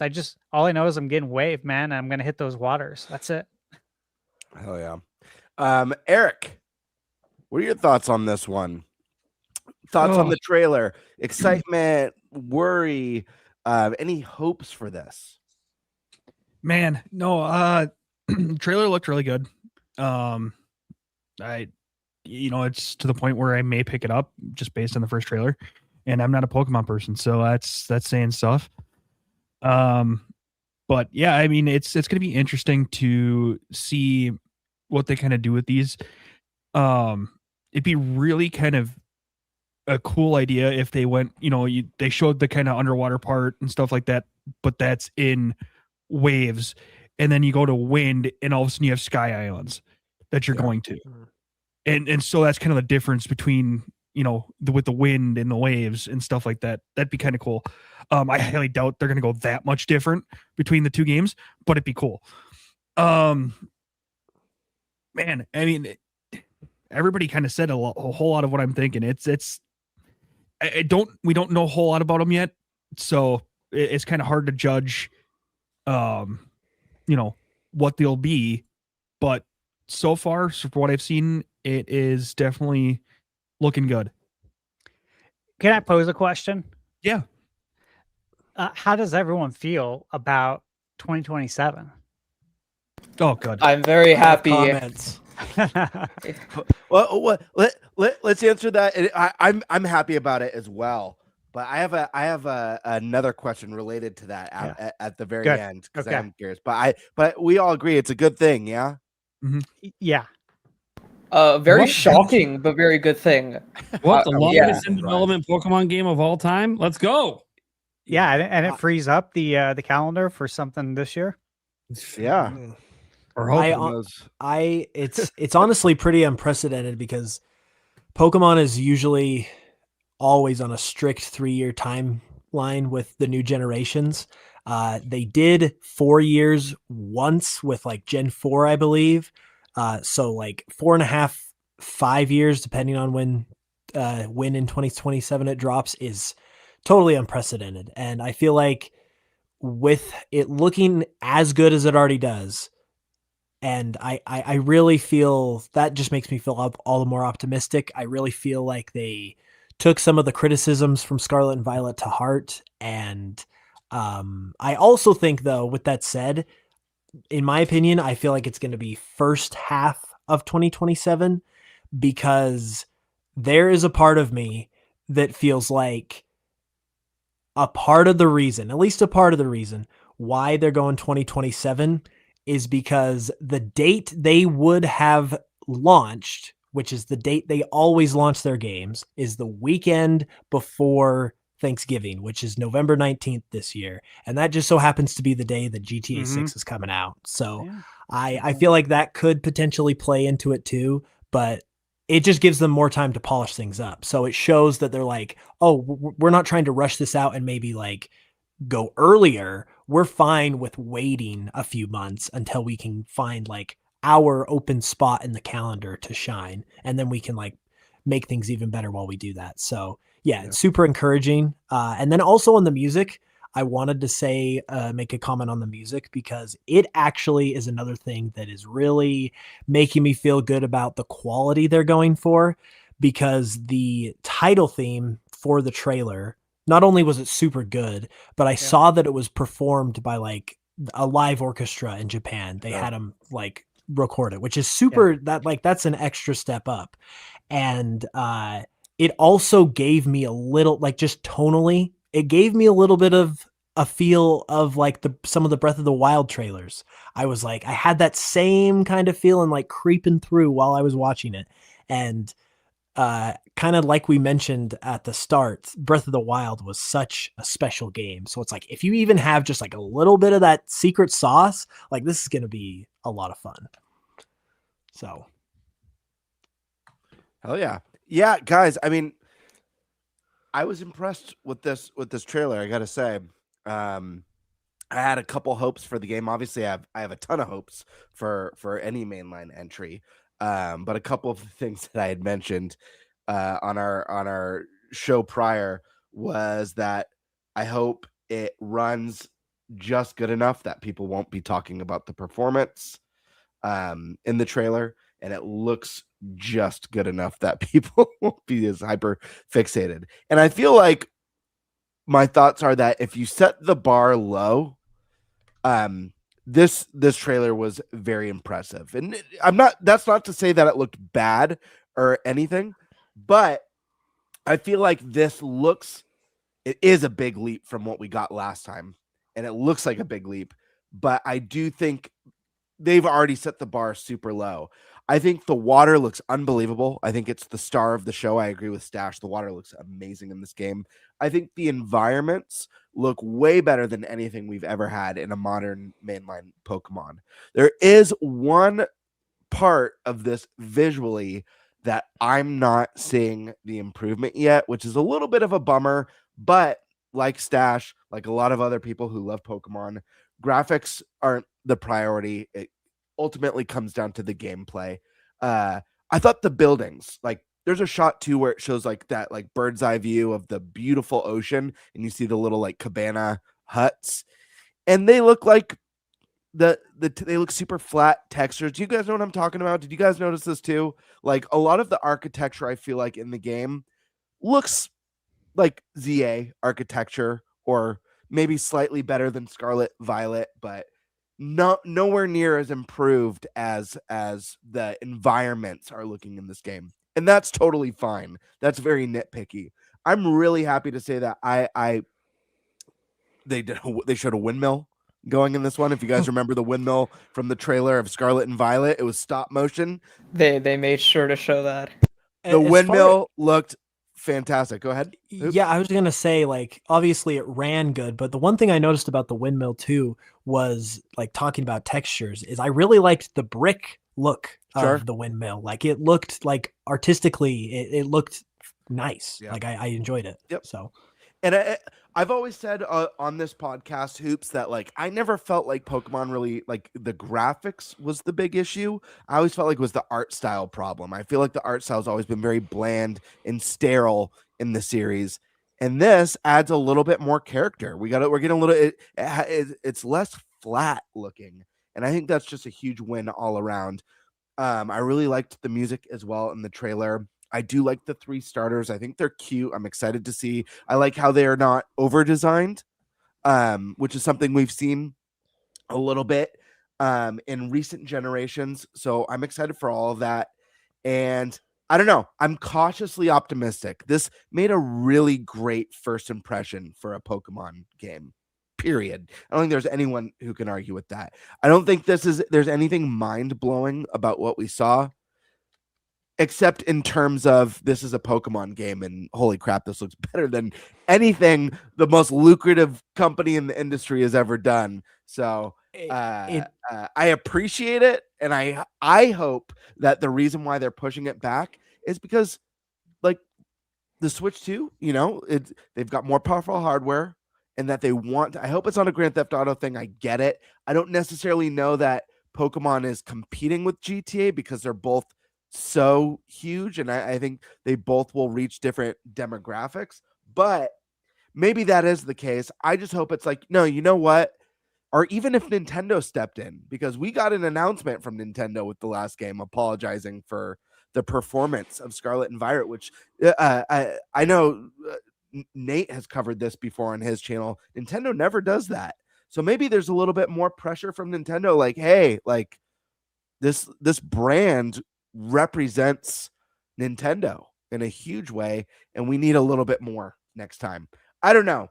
I'm not sure, but Hoops, were you gonna jump in and say something? Yeah, I was gonna say, going back to what Prime mentioned about doing like basic small things like going into buildings and that kind of stuff. It's funny because, and this is just my opinion because I'm a big Pokemon fan, Sure. But the novelty of Pokemon is just like the gameplay loop and everything, like the core mechanics and foundations of it. They're just so much fun.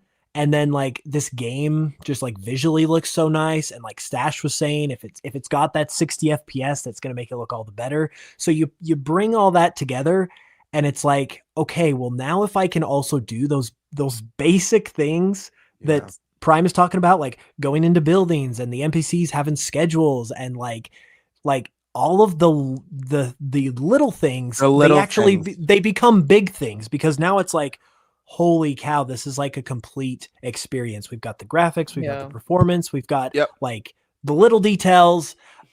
Those little details too make take away the focus on the graphical fidelity, because the thing is that the Pokemon universe, it's one of the best video game universes ever created. We need that sense of immersion. We need Pokemon to feel alive. It shouldn't be, you see a lot in a lot of the games. Let's say you're out and exploring and you see a patch of like a batch of like 6 Psyducks. They'll walk forward 10 feet, stop, they'll just like kind of like there, and then they'll turn, walk forward 10 feet and stop. And like that's the gist of it. It would be nice to see them interact with the environment a lot more, whether it's eating berries off of a bush or two of them playing around, kind of like how you see Pokemon interact with each other. And I understand it's on rails, but Pokemon Snap, they interact with the environment. They feel like living creatures. I'd love to see them make them feel like living creatures rather than just, I don't know, inanimate objects that occasionally are animated and move back and forth. But yeah, the little details. As far as hopes with this one of my biggest hopes isn't going to make it based on the trailers, and I know this one's really divisive. One of my favorite, if not favorite, games in the series is Black and White, and I loved that it was a clean slate of all brand new Pokemon. Guys, I get it. I love Pikachu. I love Blastoise and Charizard and Ninetales and Totodile and Chimchar and all that stuff. But one of my favorite things about new Pokemon games is new Pokemon. So I would love to see a stronger emphasis on new creatures, and this was a new thing that I thought of the other day when I was thinking about this trailer, because a lot of people have had a problem with Black and White being all new Pokemon. I thought it was awesome. Or if they have old Pokemon in the game in new generations, what if all the old Pokemon are new region variants? So whatever this region is, Pikachu's a region variant. And maybe they don't want to mess with Pikachu because it's Pikachu, but like do a region variant for all the classic Pokemon. Do a redesign, add a little flair. I think that would be really cool. Obviously, that's not going to be the case with this one. So instead, what I would really hope to see in this game is add a new typing. I would really love to see a new, light. We have dark Pokemon, maybe light Pokemon. Maybe space. I don't know, a space typing or a sound typing. I'm not really sure, but I think a new typing is past due. I also feel like a new evolution hell, not one evolution, multiple evolutions are way past due. What about we a rock? need our dragon. A dragon Eevee. Absolutely. A poison type Eevee, a bug type Eevee. Like, we need some new evolutions. I really hope that happens with this one. If they have a new type, then that's the perfect opportunity to have a new evolution, because the way they did that with Sylveon, I remember the hype for Sylveon was so amazing because it was leaked in Korokoro and everyone's like, oh, what's the typing? Obviously, you're going to want to know what the typing of an evolution is. And there's so many theories. Oh, it's a flying type. Oh, it's a love type. Well, it's just whatever type.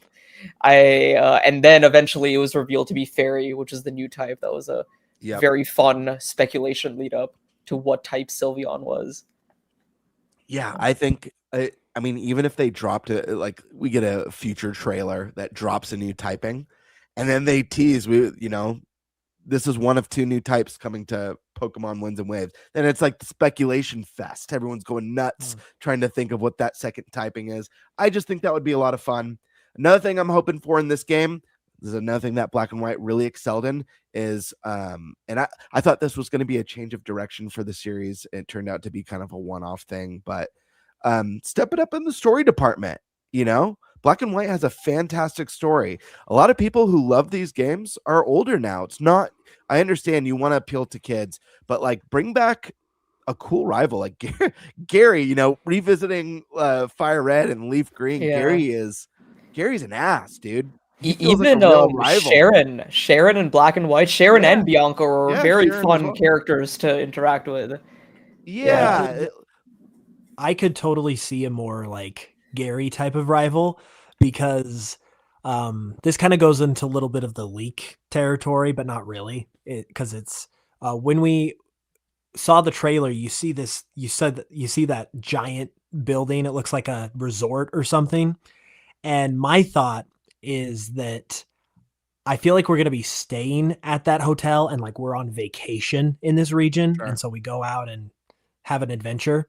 I could totally see our rival being this like resort Nepo baby type of person that's like, they're rich and they're full of themselves and they think they're the greatest thing ever. And they're just like a snob. Like I could totally see that kind of character. Or a rival who just wants to ruin your vacation. Exactly. There should be like this like dark rivalry. I'm a little bit over like the dorky friend who's just like, hey, we should battle. It's like, okay, give me a real rival that like I just want to like whoop their ass, like Gary, who's got like a smart mouth. But so I'm hoping for a deeper, more. It doesn't have to get super dark, but I'd love to see a more substantial storyline, compared to most entries. Let's be real. Black and White did that really well. I'd love to see them return to that. And then other than that, I mean, honestly, guys, despite all my critiques of Scarlet and Violet or Sword and Shield, the one thing I'm not worried about with this game, and it's literally the most important thing of the entire franchise, is I'm not worried that this game's going to be fun, because I've loved and enjoyed, to different varying degrees, but I've loved and enjoyed every single entry despite its flaws, because the core mechanic around it, the capturing, the evolving, and the battling and the gyms, is always such a fun experience. It's such a great adventure to go on, to go from this kid who's first entering the Pokemon world to a complete champion who's raised these creatures. So I'm confident that they're going to deliver a fun and more polished experience than we got last time. I hope it's sprinkled with a lot of surprises and things that they don't need to necessarily subvert our expectations, other than doing more than they've done in the past, which it feels like is exactly what they're doing this time. So I'm hopeful. But yeah, does anyone else want to add anything on Pokemon before we move on to the next topic? The last wishes? Well, one funny thing I wanted to add is my favorite meme of the starters is how there was a meme that Brout and Palm Bomb look like the Gallagher brothers from Oasis, how Brout looks like Noel and Palm Bomb looks like Liam, and I thought that was really funny. There was a picture of Noel frowning and Liam smiling, and it looked exactly like them. I thought that was really funny. That's my favorite Winds and Waves meme so far. Do we know what starter y'all are gonna choose? I think I'm choosing Palm Bomb for now, but the final evolutions could change my mind potentially. That's true. But yeah, I'm definitely choosing the dog. I'm going with Brout, unless the evolutions change things. Yeah. Gecko is a second for me, actually. Same. I don't truly hate Gecko right now. So I'm going Gecko. I'm the odd man out, but it's because I always go water starter. I love water starters. Yeah. So even if the water starter is hideous, I'm confident in it. We need another. I love Empoleon, dude. I think Empoleon's good. Designed. Sinnoh starters were very, very good. All of those Sinnoh starters are very, very well done. Birdman likes to be wet. It is what it is. Wet birds. Wet birds. Anyways, for me, probably. I mean, look, I'm leaning Brout, but again, it's all about the final evolutions. Normally, I go fire all the way, but again, I don't like tiny dogs. Yeah, we'll see. We'll see what happens. Obviously, Tiny dog will evolve into big dog. I mean, it depends how big the dog gets. Yep. What if it goes the other direction? That'd be weird. So yeah, so leaning towards Brout. Plus, like, look, I unironically like the Angry Birds movie, and he reminds me of the Angry Birds. So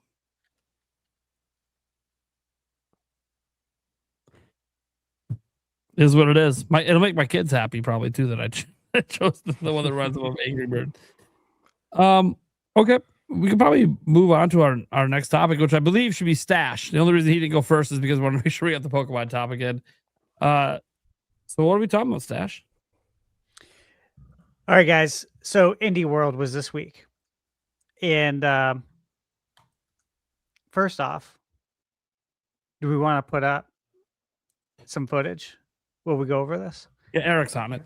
All right. So Indie World, they said it was going to be 15 minutes. It was longer, thankfully. It was about 18, 19 minutes. And it was tight too. Very tightly edited. So they were able to thankfully fit in a lot of games. And look, for me, I always look forward to Indie Worlds. Always do. I know they get trashed by a lot of folks on the internet. But you know, I love indie games, man. Well, we need them too. We need them. That's where the innovation's coming from. So I always look forward to these. There was a lot for me personally, but I want to hear from you guys first, based on, you know, what was shown, and kind of go through these. But did everyone see the Indie World? Yep. I did not see it, but I saw like a video recap of some of the stuff on it. So Okay, I know some games that were there. All right. Hoops, did you see it? I did not, but I'm kind of in Nishquik's boat. I kind of like saw some of the announcements. Okay. Good deal. All right. So I'll kind of go over like some of these games. The first one was Rotwood. Okay. This game looked very interesting. It's co-op action brawler. It's from the studio behind Don't Starve, if you're familiar with that indie title. Really good game. But that one looked very interesting, and that was a shadow drop too. And it's a co-op brawler, but I believe there's roguelite elements in it. Like which immediately reminded me of, what was that game, Gamebird? It's been on my list to eventually review.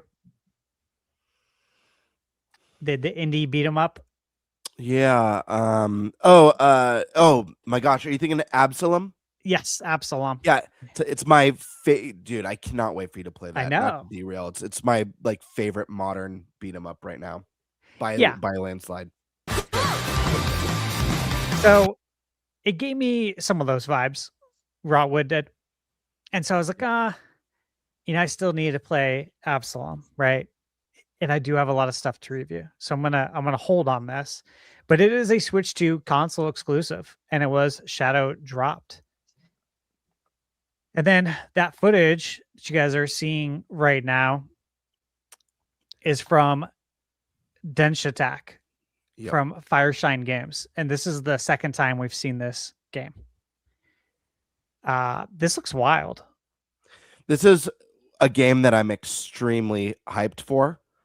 I hope it's as good and as crazy as it looks. But yeah, it's like a jet grind radio where you play as a train. It's more linear. You play as a train, and there's boss fights, and it's wild and super Japanese. Yeah, looks really cool. And there is a demo for that for Switch 2.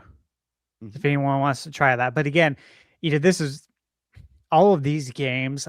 I feel like that were shown at the indie world are again games that you would only see from indie studios. Like they're all, some of these are really out there. Like again, Densha Attack. Blueprints, that was a big one. Of course, we had all talked about the idea of Blueprints coming to Switch 2. I have that on my bingo card. So that was another pick. It does have Joy-Con 2 mouse controls at it, which is nice. It's $29.99 normally, but there is a launch sale. So you can pick it up right now for $19, which is cool. It's a good deal. We had Blight It from Drinkbox Games. That's coming to Switch 2 in the fall. And this is described as an exploration-driven action RPG from the creators of Guacamelee. Have you guys played Guacamelee? If not, excellent game. I've heard it's a good Metroidvania. Yeah. So when they mentioned it was from, of course, the makers of Guacamelee and Nobody Saves the World, two games I've played, I really enjoyed. I'm like, okay, yeah, like first off, this looks really good. But when I saw it was the studio developing it, I got more excited for it because, the pedigree's there. The game we're seeing right now, this one was interesting. As you can see, you have a dog and it appears that the dog's in heaven, which, all dogs go to heaven. Great movie. Maybe not for kids, especially today's kids. 80s kids, 90s kids, we could handle that. Today's kids, I'm not so sure they could handle All Dogs Go to Heaven. Some of those scenes cause some nightmares. But yeah, for real, this one's described that you are in doggy heaven, according to Nintendo's press release here. And you stars a Welsh corgi named Bongu. And, you sniff, bark, run, jump as you embark on a touching narrative adventure. That comes out digitally May 29th. There's actually a physical edition as well coming out in June. It's wild. Interesting. Do you guys have any thoughts on my little puppy? Looks very wholesome. Totally. Not my kind of game, but cool. I'm happy for people that like it. I don't think I'd play it because, I don't know if it's my kind of game either, but also I don't know. Like, I feel like it's going to be like a super emotional game that no one's ready for. Didn't the trailer get like millions of views? Yeah. Not surprised. It's a very cool concept for a game, though. I agree. It is a really cool concept. Yeah. It'd be interesting. We'll see how it's priced. It could be priced nice enough to say, all right, you know what? I'll give it a shot. Mm-hmm. Could be one of those. The game we're seeing now is Radaton, which I believe is connected to Patapon, from what I've read. Or no, that was Hepo too, but Radaton was there. Have you guys played Patapon? No, but it's like a rhythm game or something, right? Yeah. Okay. It's a very interesting game. So again, that should be interesting. The one we're seeing now here, this was one of my real highlights, Moonlighter 2. I'm part of the early access on Steam for this on my Steam Deck. And I was hoping this game would come to Switch too, because I played the first Moonlighter on Switch. And this game looks awesome. Have you guys played any Moonlighter? The first one. Great game. Yeah. Very cool concept. And so this is coming later this year. Again, the Moonlighter 2, the Endless Vault, that's still in early access. It hasn't gotten a full release yet on PC, so makes sense that it's coming out later this year. I don't know if it'll be day and date with PC. I guess we'll just have to wait and see, but that's probably going to be a day one pickup for me. That might be one that I review early, actually. That's how excited I am for it. I might try and do an embargo review for that one. Let's see what they're going to show next here. Let's talk about this next game. We got... Oh, this is... Okay, Voodoo. You know, again, some of these games interested me, some don't. This is one that didn't exactly interest me. This is a cozy puzzle game where you assemble wooden scenes piece by piece into a 3D coloring book. And it does support a Joy-Con 2 mouse controls. We've talked about this before, but again, a lot of the games for Indie World that take advantage of the Switch 2 tech are going to make it into the event. Like the hanging out by the fire game. Prime example. Took advantage of like all the different Switch 2 tech. And you'll notice a lot of these games are going to use Joy-Con 2 mouse controls, which I think is cool. But let's see. So Rotwood Blueprints, Bladed. We had Mini Shoot Adventures. There's a Switch 1 and Switch 2 version. The developer actually reached out to me shortly after the event, see if I want to review it. I'm like, oh yeah, dude. I was excited for this game the first time I saw it, which was last year. And we didn't find out until the Indie World that was actually even getting a Switch 2 version. Yep. Yeah, so that was nice. And oh yeah, they're showing it now. Perfect. This game looks awesome. It's like a shoot 'em up bullet hell Zelda. That's exactly how it was described in the email that they sent to me. Yeah, It's and literally like a classic Zelda game, but a shoot 'em up bullet hell. it's pretty long too, from what I read.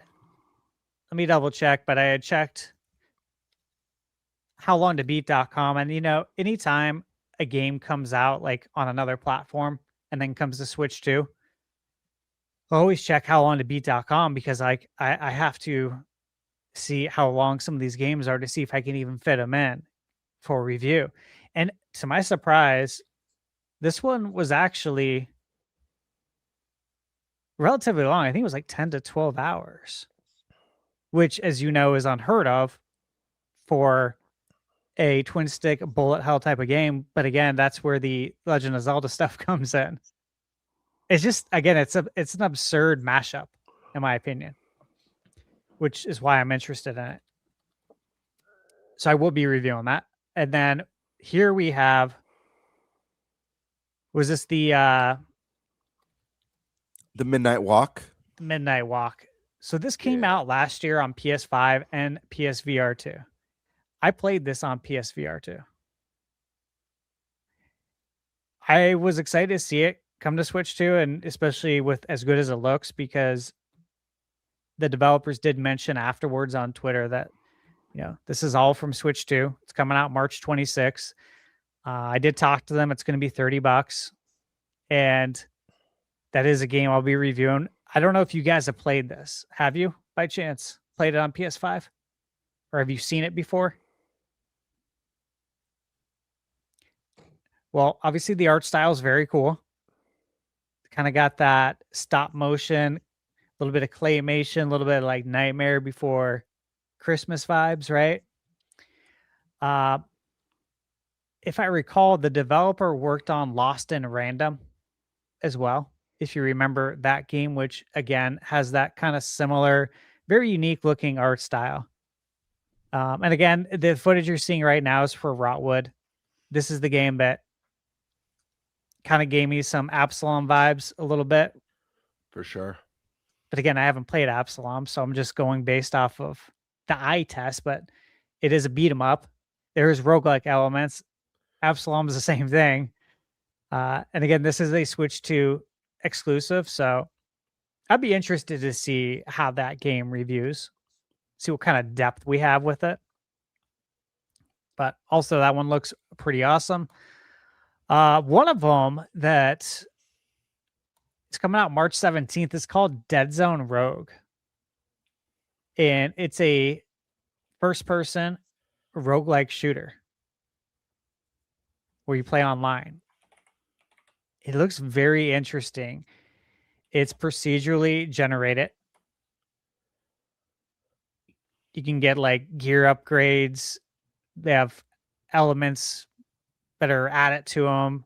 Again, Joy-Con 2 mouse controls. So it looks very interesting. I'm sure the footage will come up soon. This one's coming out on my birthday. And I would like to review this. This is Mixtape. And what's crazy is a lot of the footage we're seeing here is actual gameplay. That right there is actual gameplay. Obviously, that's not.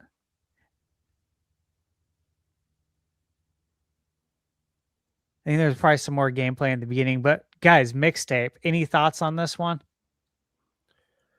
I love the I've got high hopes for it. I drafted it for fantasy cricket. Jesus. Is it like a band road trip kind of game in its story? I'll read you the release. So, again, it's Annapurna Interactive.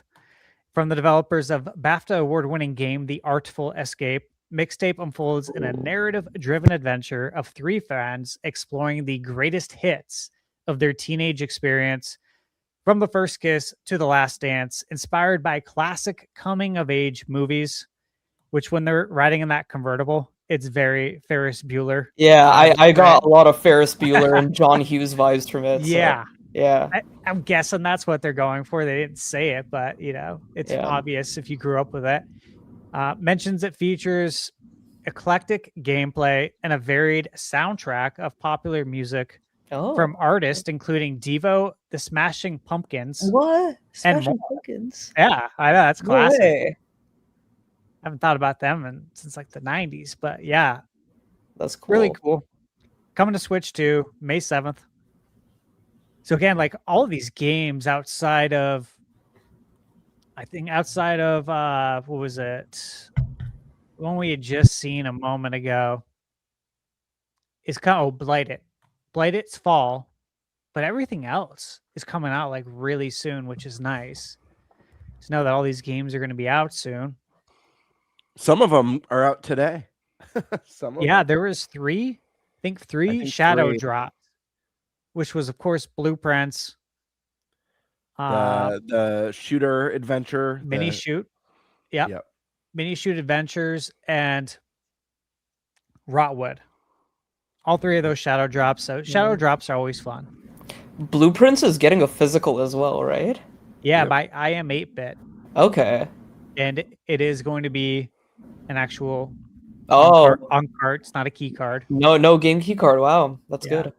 That's good. Yeah, I agree. It's great. And you know, my hope would be that all of these kind of more boutique-y, I know I Am 8-Bit's big. I bought plenty of games from them, but all of the boutique physical outlets, I hope we actually get complete, physical cartridges from them. The limited run games of the world, premium edition games, like you name it.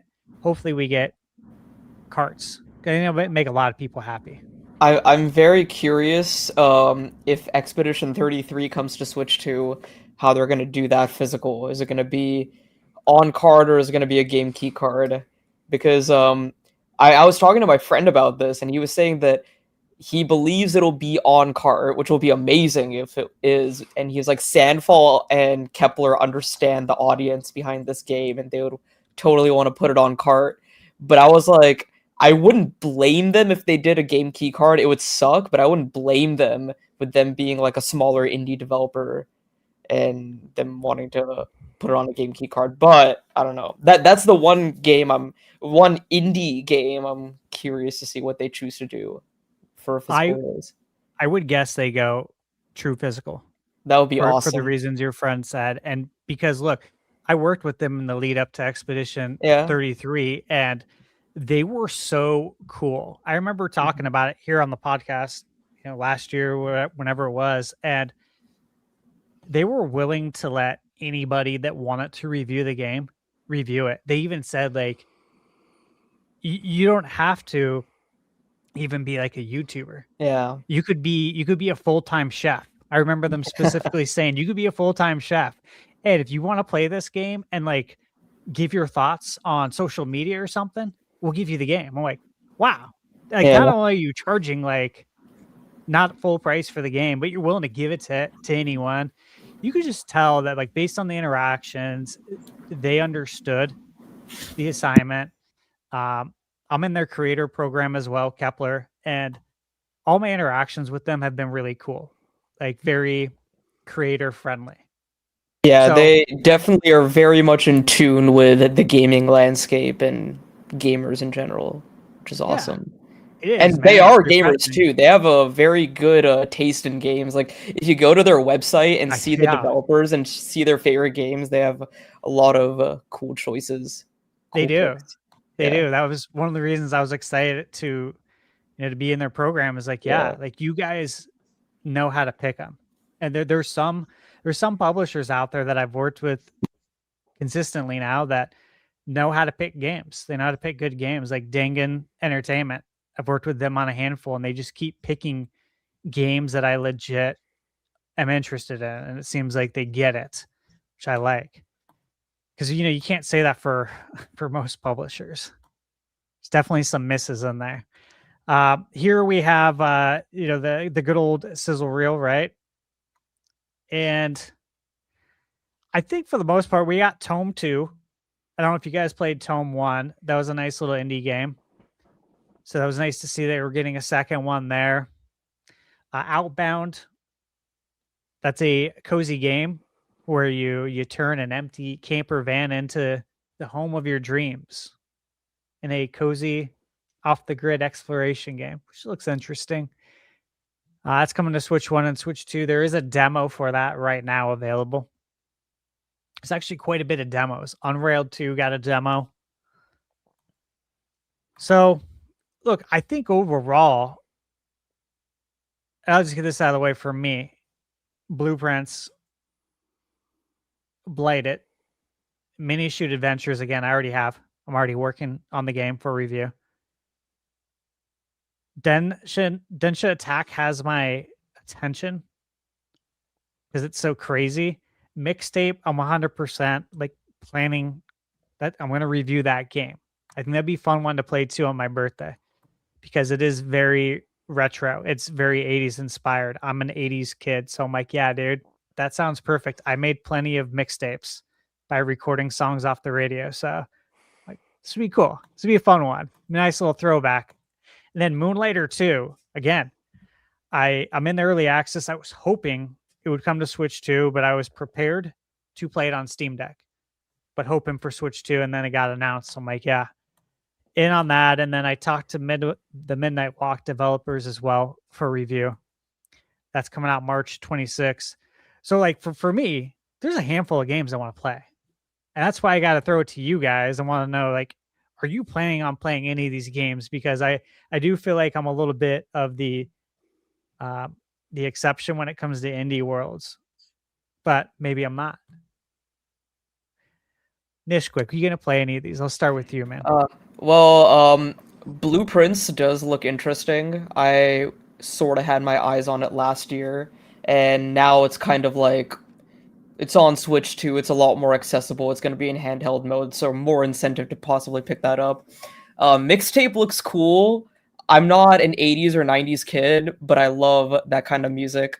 Yeah. I don't listen to modern music. I'm one of those kinds of guys. Good for you, So, man. Neither do I. I haven't listened to anything really past 2000.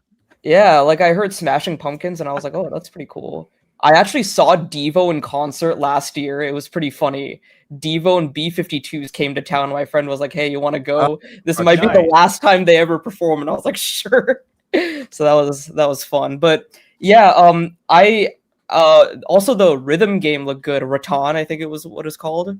That looks pretty cool. But Yeah, I've been dipping my toes into indies more. So I think this is a good collection of indies to look through. Like I'm playing Crosscode right now, if you guys have heard of that. How you liking it? Absolutely.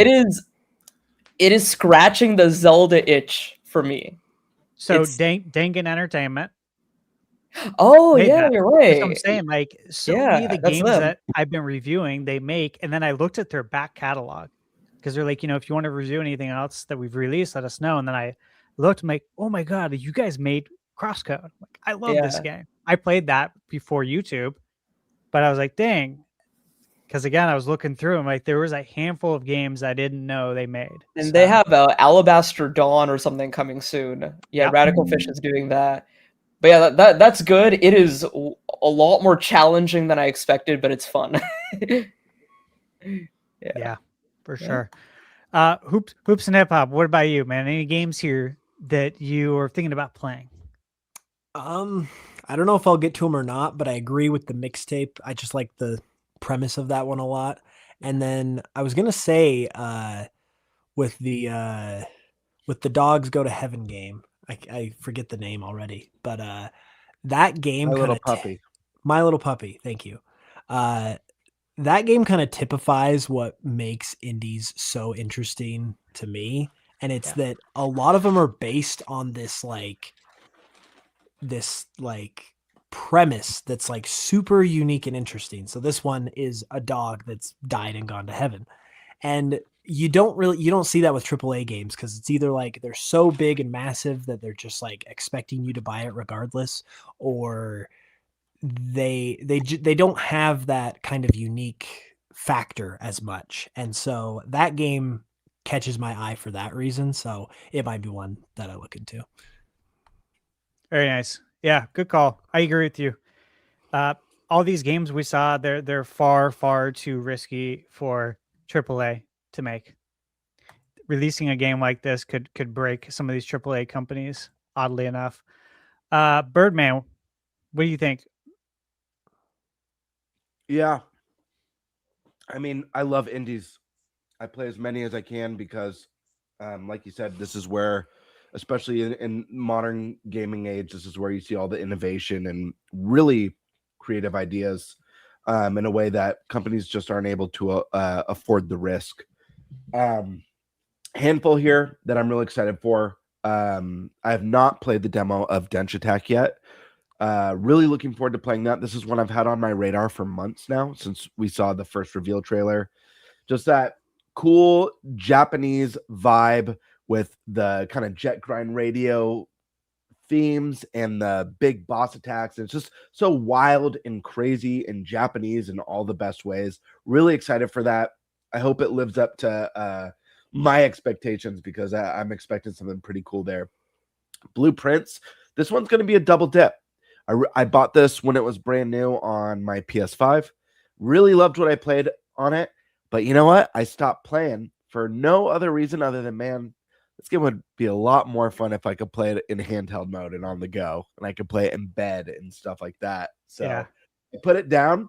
Here it is. I'll be double dipping on that. I'm curious about the Midnight Walk. That one looks interesting. I know you got to play it, Dash, and thought it was pretty cool. Mixtape. This is one that I'm excited for. I drafted it for a reason.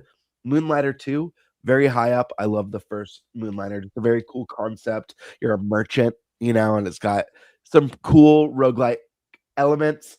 And the first one was a lot of fun. I think this one looks even more grand, and they've updated to 3D instead of the pixel art, which is pretty cool. Yeah. And then I don't know, Mini Shoot Adventures looks really cool. Stash, I'm really curious to hear your thoughts since you're going to be reviewing this one. This game looks really cool to me. Blighted looks cool. Yeah, I don't know. The question is more, which of these am I not going to play? Because Right. that's the bigger question. You know, they all look good. I'm sure some of it will come down to how well some of these review. I know you'll probably be reviewing a handful of these, so I do look forward to hearing your impressions. You're one of the reviewers that I trust, and thank you. As a friend and doing the podcast, you know my taste too. So I do. It's always cool. Stash hits up my DMs every once in a while. I was like, "Hey man, have you heard of this one? I've been playing it for review. I really think you should check it out." So yeah, let me know for sure on Mini Shoot Adventures because I'm curious. But yeah, a handful of these. I'm excited. I think a lot of them look good. So nice, man. I'll play as many as time will allow. Right. I know that's always the thing. Eric, you gonna play any of these games? Yeah, I don't know if I'll play them, but I know just a couple of them that looked really cool. I did like Moonlighter 2. It did seem like a really good concept. I like the look from the Midnight Walk for sure. I just like that type of game feel and things like that, the look of it. So those were the two that really kind of stood out for me. That I don't know if, like I said, I don't know if I'll play them, but they definitely piqued my interest. And then to see Blueprints come is just freaking awesome.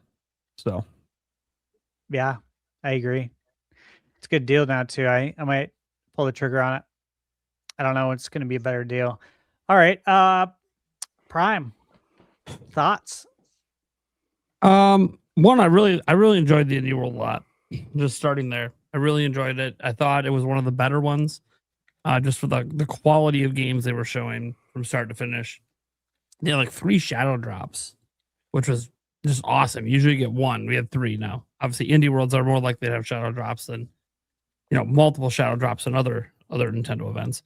Wasn't there one of these games that looked a little bit like Zelda in terms of how it played? I can't remember what it's called. Well, Mini in terms Shoot. of how it played, not. Yeah, I mean, I'm not talking Mini about Shoot Mini doesn't Shoot. play like that. Yeah, I'm not talking about Mini Shoot. Probably Talking about- Moonlighter 2 is what you're thinking. Let me look at Moonlighter 2 again. I was just looking at these. Yeah. I was watching your live stream. I think you mentioned something about. Yeah, Moonlighter 2 is it. Yep. Yeah. Yeah, so that's one that I'm definitely interested in. That's a potential buy for me. Or at least a reach out to them to see if they want to work together on something. But that one looked really good. I thought Denzo Rogue looked really good as well. Yeah, I know it's a FPS shooter, but looked pretty good. And Mixtape has always fascinated me. Just the art direction on that's just incredible. Probably going to be super heavy story driven and probably pretty emotional. And I can get into games like that. I like really good stories. So those are kind of the ones that stood out. Now, Blueprints I've never played. Obviously, we all know it's one of the best indie games that came out last year. So I've always been interested in it. It's obviously out right now. It's one of those games I might just pick up at some point if I can't think of anything else to play, But I have such a big backlog right now. It might be a while before I can't think of something to play. I'm doing Resident Evil 9 right now. Like I still got to get back to Dragon Quest 3, finish that off so I can get the 1 and 2, and then finally 7 Reimagined. So I'm going to be on a massive Dragon Quest journey here coming up soon. And those games take a while. They do. Absolutely. When people tell me, hey, there's nothing to play, I'm like, well, look, there's all these amazing games coming out right here. I already want to play a number of them, and I still got a bunch of shit to play from last year. So like, we all have massive backlogs. I never want to hear there's a shorter things to play on Switch 2. We have a lot of games on Switch 2.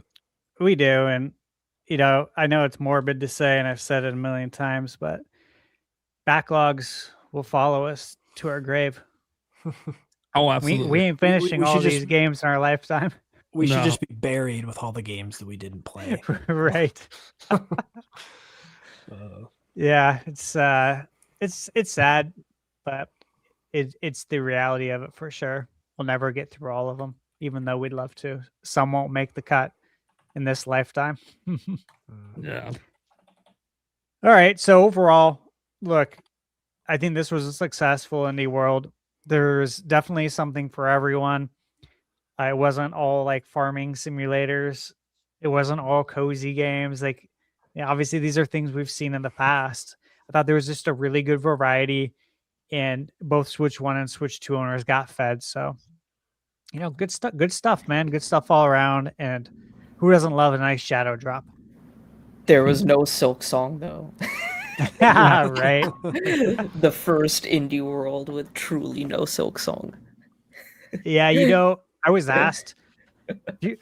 was being asked before if I thought Expedition 33 might show up since it's an indie. I was like, dude, if you do that, every indie world after that, it will never live up to. Like, you can't do that. That's a general direct announcement. Yeah. Even at the partner showcase, I was like, if it's not here, it's gonna be at a general direct, because that's game of the year of last year. Yeah, that would not be good for future indie world, because you don't. That's not fair to the indie compare. worlds at that presentation where Expedition 33 will be. Exactly. Yeah. Even like Mina the Hollower, we had discussed it, here on the podcast, and it's like, Mina was at the last one, but we questioned whether Mina would be there or not. It's like, yeah, Yacht Club's indie, but Mina's going to be really special, and Mina can play it out with the big boys at a general, no problem. Yeah, because that was at the State of Play, right? On my team. Yeah, it was. I know. We all wanted to draft Mina, and when I drafted it, people were like, "God damn it!" I'm like, "Yeah." Hey, I got to get a couple bangers on my list after that 74 I got. So, thanks, Yakuza. All right, so I think we can start the next topic then. Hell yeah. That's gonna be Eric. Yep, Eric. All right, just changing over the banner. So Mario Day is next week. What are we thinking happens, if anything? Normally, it is just basically a bunch of merch tweets and other stuff like that. But you never know. Nintendo likes to change things up every once in a while. Hoops, what are you hoping for? Didn't they do a direct in 2024 or like a short Mario like presentation or something? That's where they announced like some release dates of like Thousand Year Door and Luigi's Mansion or something. But it was like specifically branded as Mario Day. What is that? Is that Woody? What is that? What do we have? Woody? That's what that is. Wrong game. Sorry. We're talking about, like something we're talking about Woody's Bad Fur Day anniversary for some reason. Oh my gosh. Apologies. Yeah, it's from the Sega CD Classic. So, but before we dive in towards Mario 10 Day, we actually have a sponsor for this this episode. This sponsor is related to Mario 10 Day. It's actually True Dude, one of the fans of the channel. Came in and wanted to sponsor this episode because they are dropping a album for Mario Day, and we have a song from it to listen to quick. If you guys want to get a little preview, let's hear it. A little preview of what you could look forward to on Mario Day. Hopefully the audio works. Let's find out.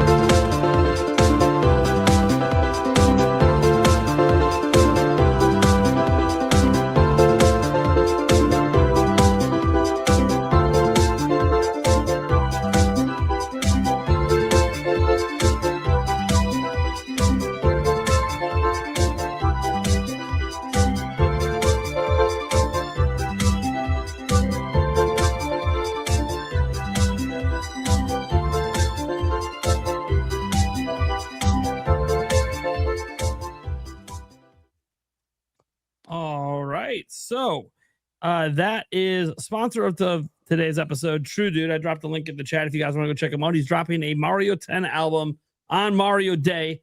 You got a little preview of it there. Shout out to him. If you too would like to sponsor an episode, something I never talk about, it's at patreon.com/Nintendo Prime. Join the $100 tier. Sponsor an episode. Thank you so much, True Dude. And it's appropriate because we're talking about Mario 10 Day. So we know that's happening. We look forward to that. That slapped. By the way, it's the first time I listened to it. That was pretty good. Mm-hmm. That's pretty good. Like, I might need to talk to the guy about licensing something using on my streams. That was pretty good. All right. That being said, back to you, Eric. Yeah. Hoops, what are you thinking? What are you hoping for? Well, my first thought goes to like some kind of final trailer for the Mario movie. And normally I wouldn't look much further past that, but now that Pokemon is not coming this year as like the holiday game, I could see a possible chance of some kind of Mario game dropping. I don't know if it's 3D Mario or something else, but that I don't think that's impossible. No, I think the windows will open a little bit. Like an announcement and a reveal of it. Well, yes, and possibly a release because, like I said, we thought Pokemon was going to be the holiday game. It's not now, so something needs to be for Nintendo. Like they got to have a holiday game of some kind, especially because last year they didn't necessarily like they had games that came out in the holiday, but there wasn't like this is the game that you have to buy. Like Mario Kart was that and Donkey Kong were that, but they were in the summer, obviously. So something's got to fill that slot, and obviously Mario's always a contender for that. So especially like this year too, because it's like with the Mario movie coming out in April, a great way to ride that wave is with a game coming out in the holiday season. Yeah. And wait, what day is it on? Oh, it's on a Tuesday. Okay. That is tough. Now, saying that, like, could Mario Day coincide with like a general direct, and they announce a 3D Mario there? Because I've noticed that Nintendo is doing a little shorter windows to announcements and releases, which is good. I mean, it depends on the game. Like, Hoops, you just mentioned Donkey Kong, which was revealed in April and then released in June or July, which is a very short window, but it was a very like big release. But for something like Fire Emblem, it was released in September or announced in September, and we still don't know the release date for it. But a Mario game could still be very successful with a short like announcement to release window, but I feel like they want to hype that up a bit more because it's like Mario, you know? So I do think this month is a good time to announce something big if a Mario game is coming like October or November. So and then the other thing is that obviously there's the whole like where's the direct situation. I do not feel like they're going to wait until their typical summer direct to have the next direct. So like March, I feel like is as good a time as any to do something like that. And yeah, maybe it coincides with Mario Day, possibly. So yeah, Nishquik, you got any other thoughts or? No, that's basically it. But one thing I was thinking of is like, I would hope that anything that is announced on Mario Day is kind of like the cap off to the 40th anniversary celebrations. And then after that, after everything is announced and hyped up and like one big new trailer for the Mario movie, then they can start sort of focusing on Zelda a bit more into like the spring and summer. But Zelda will probably be in the summertime, but just like let's cap off the Mario 40th and like, I don't know. In terms of branding, I don't know. Yeah, I was going to say, like, I'm as big of a Zelda fan as anyone, and everyone was talking about Nintendo forgot about Zelda. Well, in this particular scenario, Zelda is sadly just like the red-headed stepchild, which sounds sacrilegious to say, but like when you have Pokemon's anniversary, which is like a week after Zelda, and it's the biggest media franchise in the world, and then you have Mario, which is Nintendo's number one, like a week after that. It's hard to do all three of those with big announcements, like all on their respective days. Like that's a little too much, like all at once. So I feel like they're just pacing themselves a little bit. And I expect some Zelda stuff too this year, because this is off topic obviously, but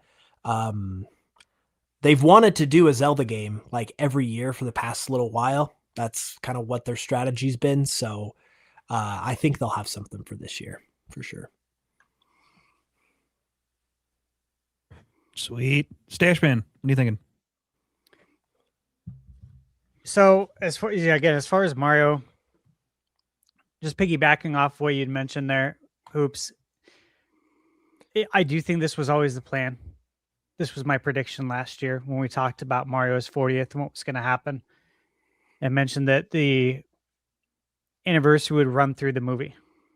And then after the movie, you guys remember that, right? It's exactly what I said. Yeah. This is exactly what we're getting. And I gave you the reasons why, and those appear to be the reasons. And it just makes sense. It's very logical to let Mario have the spotlight when you're using all those marketing dollars already on the movie, right? And you have all these products in the store, all these toys. You got the talking flower coming out at any moment.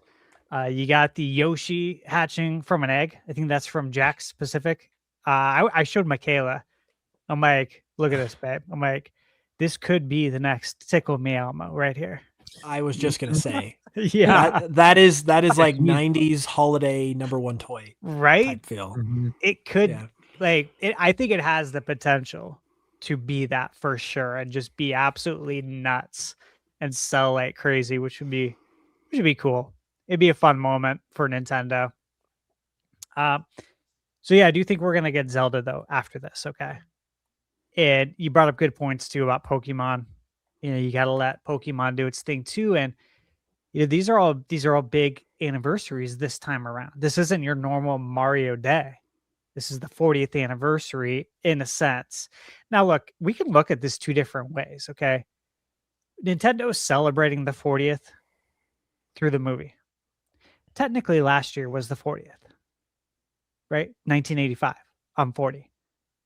Last year was the 40th for Mario.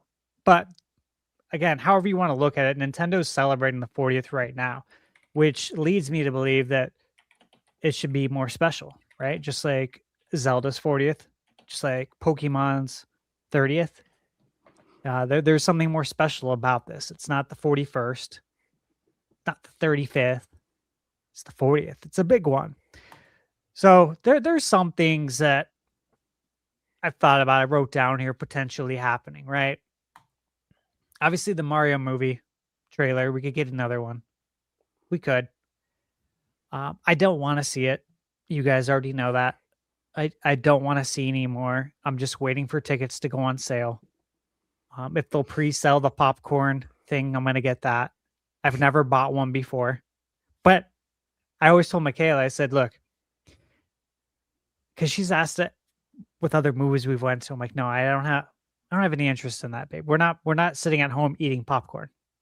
Like, I'm not eating popcorn and playing video games. Ain't no way in hell I'm gonna eat popcorn and touch a controller. You know, that's the big no-no.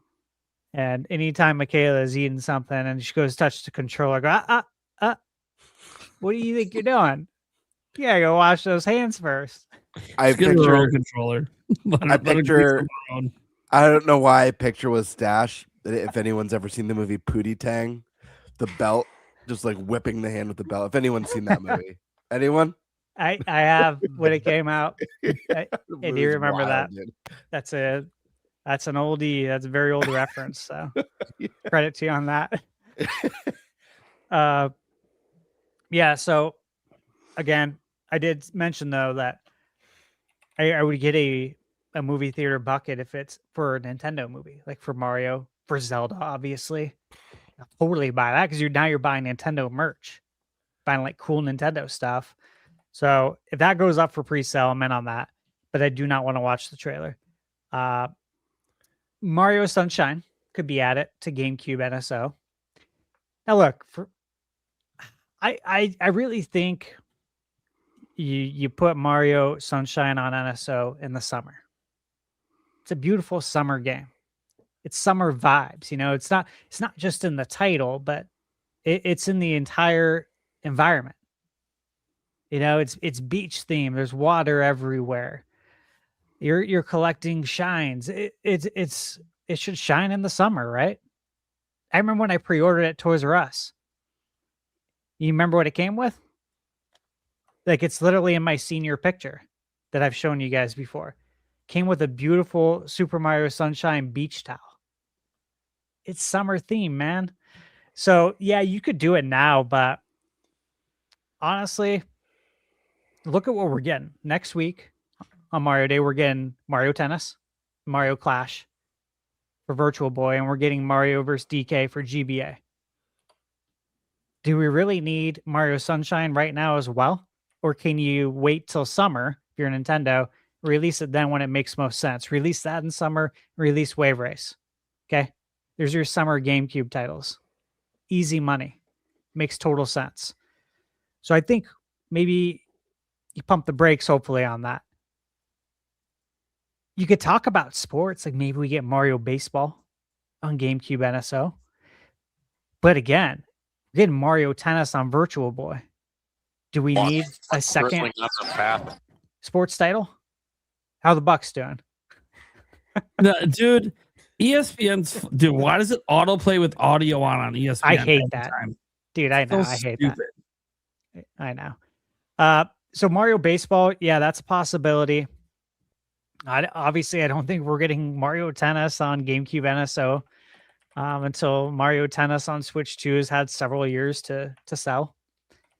Mario Kart World DLC, that's Mario. But again, once you release that DLC, then you set a tone and then you set expectations. So if you want the tone and expectations to be the game is going to get a significant update every year, you have to wait till June. Otherwise, everyone will hold you to that time frame. I think 1 year makes sense. So I think that would be perfect for a June Direct.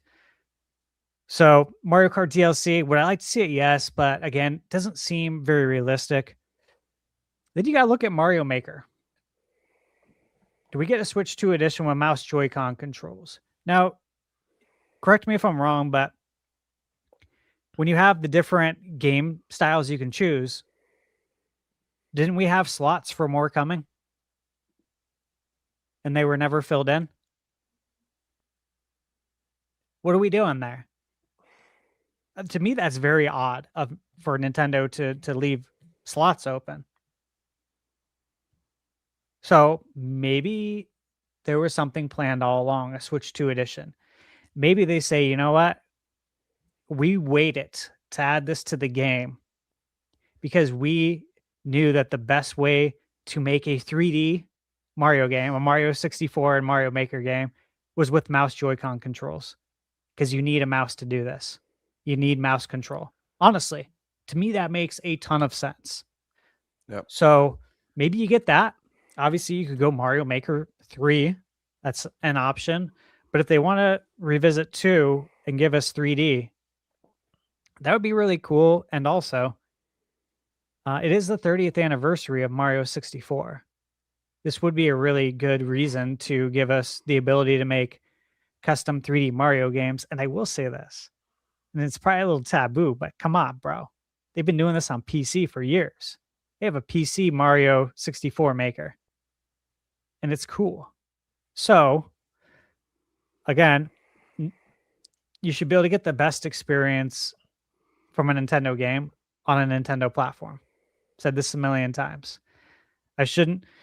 People shouldn't have to or feel like they can play a better version of Mario 64 on PC.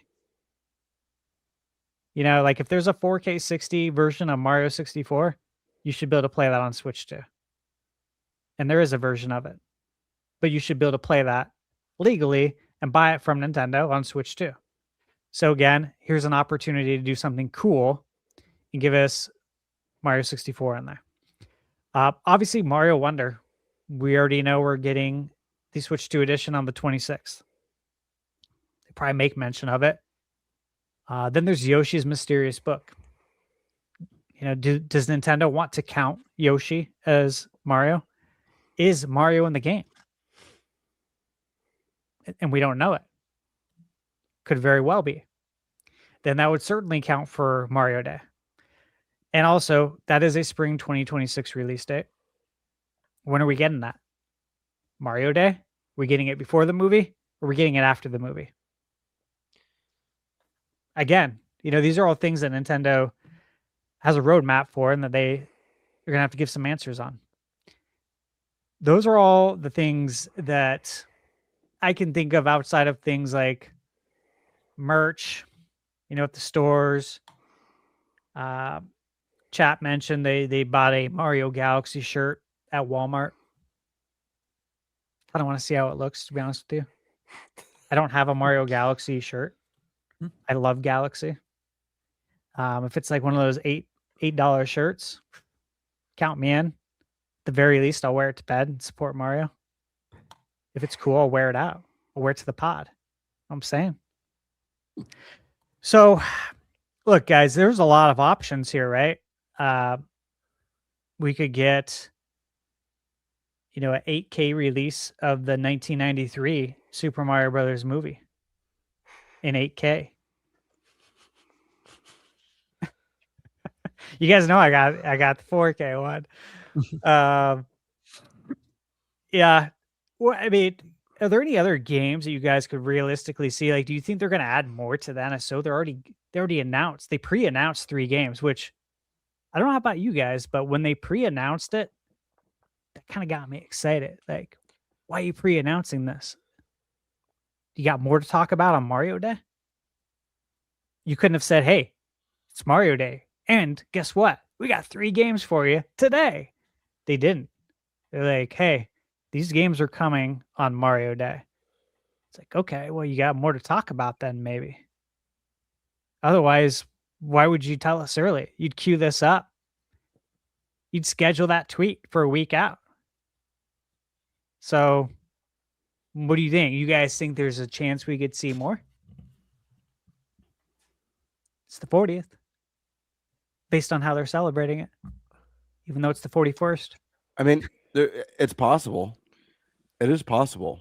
The thing is that, like, and I've said this on the show for a while, like, people come up with these rules based off of past moves that Nintendo makes, but there's no rules with Nintendo, and they're certainly the king of curveballs compared to Microsoft and PlayStation. They don't follow any specific rule set. So yeah, like Mario Day has been reserved for mostly like merch and smaller announcements, but that doesn't mean that, on a big one like the 40th, we wouldn't get something median substantial that's unlike anything we've had before.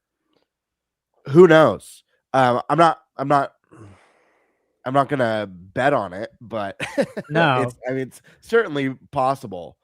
Now, as far as like things that we could see, I mean, one of my big predictions last year for Mario's anniversary was Mario Maker 3, and I love that you brought that up, Stash, because that does feel like something that, like, if they're going to announce on an anniversary, it kind of works and makes sense. Whether it's Switch 2 edition with added features or a Mario Maker 3, I think there's a lot of really cool possibilities here. 3 that come immediately to mind, obviously, mouse controls. It fixes the big issue with Mario Maker 2. Yep. That made it objectively worse in the design area, because before you had the touchpad with the Wii U. That fixes that. Second, we now have video cam on the Switch 2. So think about what that could mean for maybe even, and maybe this is crazy, but think about what that could mean for like maybe designing levels together, or watching a friend play a level that you designed, seeing their reaction. You're both on face with the game chat. Yeah. Heck yeah. There's a way that they could incorporate that into Mario Maker that I think would be really fun. The other thing, and this is a big one, and think about how awesome this would be in a Mario Maker. It almost feels like it was made for this game. Wonder Flowers or the Wonder Seeds, not the seeds, the flowers that do all the crazy, weird, random effects. Think about carefully hiding or placing those in a designed level, that's already wacky and ridiculous. There's just a lot they could do with this. Again, whether it's an enhanced one with like extra content or a new entry, I think that makes a lot of sense. But if you want to know what I really want on Mario Day, I'll show you right now.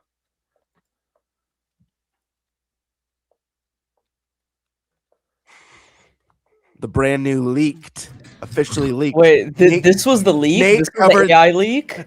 No, this is the real leak that Nate covered on his channel today. Yeah. Nate broke the news first, so we should ask Matt if this is legit or not.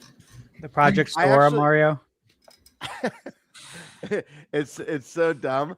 I actually what's funny about it is, it's obviously fake. You could tell, just like at a quick look, you could tell.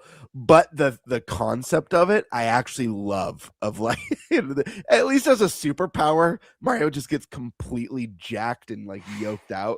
That's so cool. It's like Hulk powers and stuff. But no, I think it's going to be a lot of merch. I think it's going to be movie promotion, and I think there's always potential for a big surprise. I think Mario 40, would make a lot of sense to bring back Mario 35. If you guys remember that awesome competitive NSO game. Unfortunately, it was a timed event. Bring that back. Maybe do it with Super Mario World. Update it, maybe do it with Mario 2. I don't know. It lends itself, the way it's designed lends itself to Mario, Super Mario Brothers really well, but I don't know. I feel like I could see that coming back. That would make sense and it's available and you could play it today on NSO. I don't know. Prime, it looked like you wanted to say something a little bit earlier, but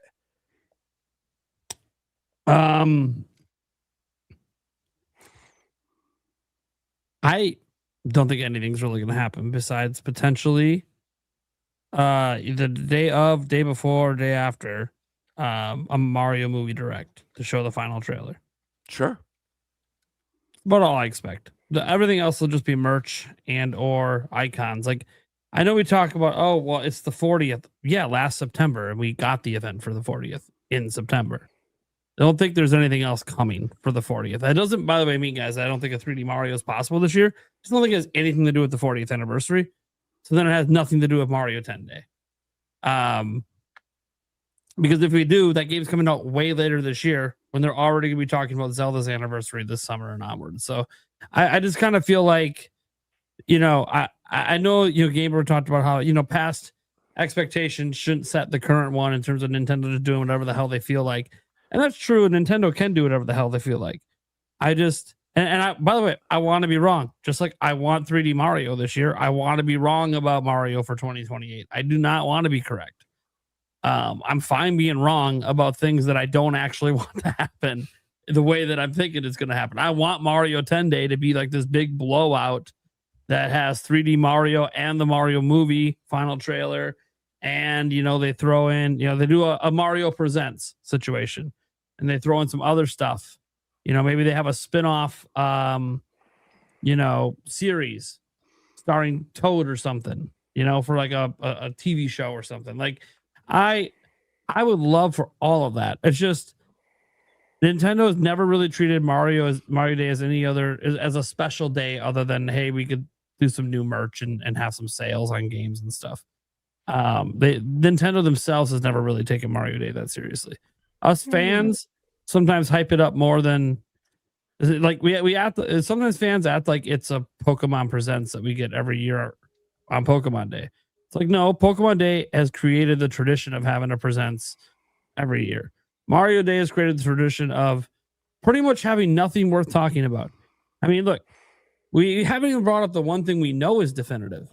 Go to GameStop that day dressed as Mario. Get $5 to spend on a game.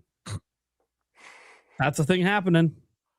I just go in there and like I normally look, you think, and get it with the mustache? Yeah, I think if you just put on like the Mario hat, you just instantly, oh yeah, he's Mario. You're good to go. I don't think they're going to be that strict about it. It would be interesting if they were being that strict. No, you got to be fully fully cosplayed out. Like, come on, for $5? For $5? I'll go grab my overalls. Yeah, right. For $5, that's what you're gonna make me do. Come on. I'll grab my Halloween costume I've been using for the last 20 years. I'd spend more on the costume than the $5 you save. Exactly. Eric, I want you to go to GameStop dressed as Toad and see if they give you the discount. If they don't, I want you to throw. Yeah, a fit. be like, what do you mean? This totally counts. Yeah. Slightly unrelated, but I think it was like for one of your reviews, Stash, that you did recently. But I saw a pic of you on Twitter with a cowboy hat on, and I was like, "Oh, dude, put this guy in a Western movie." Like, dude, this is like the return of Sam Elliott, or like I was just like, "Holy cow, that's great!" The Tombstone reboot starring ThunderStash Gaming. Yes. Actually, go back and watch that review because it's my all-time favorite ThunderStash review. He does the whole review in character with a Southern accent. It's badass. Like I got a quick glimpse of it, and I was like, "Holy cow!" Which game is this that is for? legit. This was for Outlaws Remastered. Okay. It's a LucasArts first-person shooter that Night Dive Studios remastered, which you guys know. Night Dive absolutely crushes it with all of the 90s first-person shooter remakes. Yeah, that was a fun one. Thanks, man. I'm glad you liked that. And by the way, I have a custom Tombstone movie poster up in the house. That is super cool. I should show it sometime, but huge fan, of course, of Tombstone. And funny story, Michaela's grandparents went to high school with Sam Elliott, and they're friends with Sam Elliott. That's cool. I was like, no shit, really? I was like, I love Sam Elliott. Cool. That's awesome, yeah. Because when I met them, they're like, your mustache reminds me of Sam's. I'm like, who's Sam?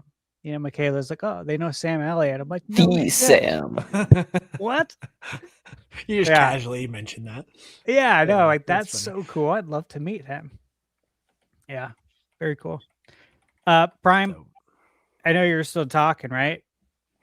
I don't really have anything. I expect nothing. Like, well, it's funny. I was coming up with the topics earlier today, and it was, you guys were like, "Well, we can talk about Mario Day." I'm like, look, we're already getting 3 Mario games on Mario Day. Well, that's significant. Yeah, the NSO thing that was announced.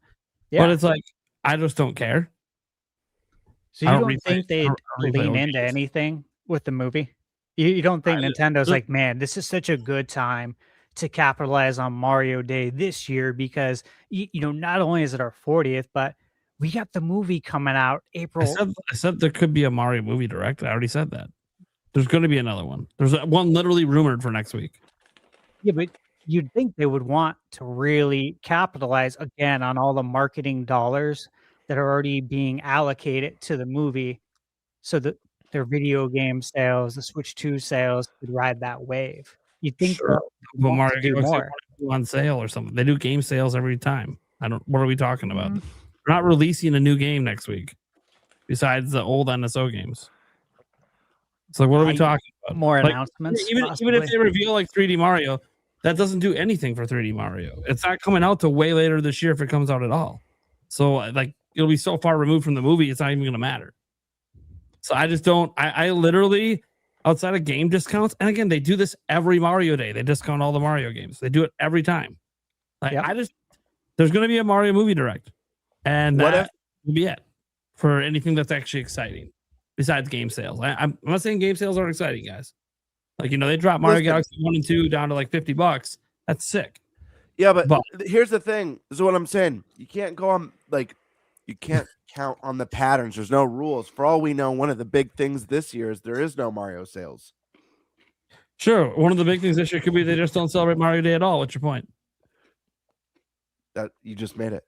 You just made it. To be fair, we know we did one thing. On Mario Day, you can. This is from Nintendo official. You can go to the stores and meet Mario. Where? At the Nintendo stores. Yeah. Oh, they already announced that. You can go on Mario Day and meet Mario. Like this is the kind of things they do for Mario Day. They don't do anything big. The Mario movie direct will be considered the big thing.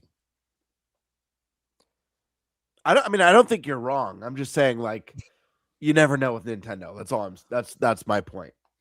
They're pretty consistent on this. Just like they're consistent that Sure, the Zelda anniversary won't be celebrated until June or later. People say, "Oh, but it's the 40th." I'm like, and. Well, tell that to everyone who says making videos over the last month and a half saying that Nintendo forgot about Zelda. Yeah, I have. Actually, I've been telling them that you guys know they didn't do that for the 20th, the 25th, the 30th, the 35th. Why do you think the 40th was going to be any different? They're still celebrating Mario, and they have a Mario movie coming. They're not going to talk about Zelda right now. Like, they just don't do that ever because Mario anniversary overlaps and Pokemon's anniversaries at the same time. They always do Zelda later to get it away from the Mario and Pokemon anniversaries. Like there was no reason to believe it other than just wanting it to happen. And I get, guys, that, like, for some people, they don't even care if they have any announcements. They just want Nintendo to put out a tweet recognizing that it's Zelda's 40th. But they don't do that either. For who? And then what? But what's the point?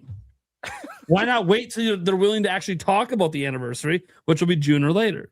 So there are some things that have been like consistent every time. You should expect some sort of Nintendo event, usually a General Direct every September. That's the 1 month they're pretty consistent on every year because it leads into the holiday season. You should expect Mario Day to be pretty much nothing except for years they have movies. They might have a Mario movie direct around it because they did it the day before Mario Day for the last Mario movie. So sure, you can maybe think that's going to happen. And besides that, Zelda anniversary is always later, and they'll always talk about the Mario anniversary every September, every 5 years. But boom, like they're very consistent on this. Everything else, they're not consistent on shit. They could drop a random Nintendo Treehouse next week for Tamagotchi Life. Like they're random with everything else. But those things, it's been consistent every time, and until they break the pattern, there's no reason to think they'll break the pattern. Like they broke the pattern of having a General Direct every June. So now you can't go into June necessarily expecting a General Direct. They've broken the pattern of actually, there never really was a consistent pattern. It was only like 4 Februaries of the last 10 years that we even had a General Direct in February. So that's never even been a consistent pattern. It's just one of those things that, like, the 3 things I can count on with Nintendo is some sort of Nintendo event, usually a General Direct every September. They're going to celebrate every 5 years Mario's anniversary in September. They're going to do merchandise on Mario Day and not a whole lot of else unless it's a year of Mario movies coming out because the Mario movies come out earlier in the year. So they'll have a trailer drop around that time. And Zelda anniversary every 5 years, what we talked about in June or later. Like, it's never changed. And I know Nintendo can do whatever the fuck they want. I want them to reveal 3D Mario next week. That's what I want to happen. I wanted them to reveal 3D Mario last month. Oh, I wanted them to reveal it back in April of last year. I don't think that they'd reveal 3D Mario on before the. Okay, so if they're not going to reveal 3D Mario, then there's nothing else I want to see from Mario. Watch this be like the big. Well, you speak for yourself there, then. That's fine. What do you want to see? Announce that everything I just listed. Well, yeah, you talked about things like 4K ROMs coming. They're not doing that. I briefly talked about that. That was part. That was part of a different answer. I know, but Mario a lot of Maker the things 2 talked about, like Mario Maker, they're not announcing Mario. They're not announcing a brand new game next year or next week. Sorry, next week. They're not announcing a brand new game. Maybe Mario Maker 2 that Switch would be 2 something edition. I'd be excited about. Okay, they can do Mario Maker 2 Switch 2 edition. Who cares? The first one didn't sell that well last time. I know that you care, Stash. The sales of it doesn't change how much fun I had with the game. Yes, and I'm not trying to sales argue. Of the game don't dictate that. I'm not trying to argue that you guys can't be. You mentioned it didn't even sell that well. There should be a good reason to release it then. Re-releasing things that didn't sell well when it released on the most popular platform Nintendo's ever had is not suddenly going to sell well now. Like, it's not going to change anything. It might make you happy. Yes, it'll make you happy, Stash. Not me. I don't make the levels. I play them. I really don't. I want better tools for the people making the levels, so I can play more cool levels. My generalized point is there's nothing they're going to announce next week that I'm going to give 2 fucks about. You don't like baseball? They're not announcing baseball next week. There will not be a new game announcement next week. That's not a new game. Bringing an old game back. I don't care about old games, Stash. I don't even replay sports titles. I don't really play games, Stash. You don't replay sports titles? I don't replay games, Stash. You said you don't replay games, like Yes. adventure, single player games. So Why would if so they you bring don't Mario play Baseball Call of back, Duty twice? You don't play Madden twice? You don't Stash, play NCAA twice? Stash, let me ask you something quick. Why don't you just give the answer to When's that? the last time you think I booted Why up Mario don't you Baseball? just give the answer to that? Because we know what What do you it mean? is. You're talking about And the answer multiplayer is games? yes. Yes, and Stash. baseball is multiplayer, homie. Hey, homie, baseball's an old game. If they bring it back, I'm not going to play it. I already played my fill of it when I was younger. I don't need to play Really? Mario Baseball again. They have to bring me a new one. Am I still playing Mario? Am I still playing Super Rush? Am I still playing Aces? No. I stopped playing Aces like 5 years ago. I don't know. But sports titles are different. The sports titles aren't that different. I play them in the time period they come out, then I don't play them anymore. Multiplayer games are different. Are they Not not? for me. They're not different to me, Stash. So you and Eric have only played one game of NCAA, We haven't even played NCAA. Not this one. but you did last year, right? We played a You played it on the podcast a lot. We played one franchise of it. Yeah, one season. And then we didn't So play you it played again. more than one game. That's my point. Brutal. It's a not hard. franchise. You play the season, Stash, and then we never played again. I'm Ever. loving we never this. put it up again. You played one I mean, season. this is We don't get this interesting. I love often. this enough back on and the show. forth. Yeah. So no, and that's not replaying games. You're playing a new team every time. Once we're through the season, we're done. We don't play anymore. Madden. I'm not playing the old Madden and this current Madden. I'm not going to play when the new Madden comes out. Is it new? When the new Madden comes out, yeah, it's new. But is it new? Yes. Can we define new? I mean, It's a it's the new same living game except every for year, right? Everyone knows that. If it was the If you same put- game if you every put year, a poll on the internet, everyone would say it's the same game with updated roster. all right. All right. You want to insult the games I like to play, Stash? That's fine. You insult the games. No, that's facts. It's not facts, but I'm not going to sit here and argue with you because it's a game series you don't even play. Hey, So I'm 2K not is the worried- same way. It's Not facts. worried about it. Not worried about it. I have Madden 93 on the shelf. That's I've fine. played plenty of Madden over the years. I've played it for money, and I've Sure. won. Sure. Hey, I know it might be maddening for you to hear that, but it's the truth. That's fine. Guys, I hate to break up this heated argument, but it's getting late and I probably got to hop off. But thank you guys so much for having me on. It was amazing chatting with you guys. And like I said, awesome chatting with you, Hoops, about Pokemon. I've been watching the channel since like 2018, 2019, so it's awesome to chat with you. So, Yeah, Nish, absolutely. Nish, it's okay. You could tell them they made you feel uncomfortable.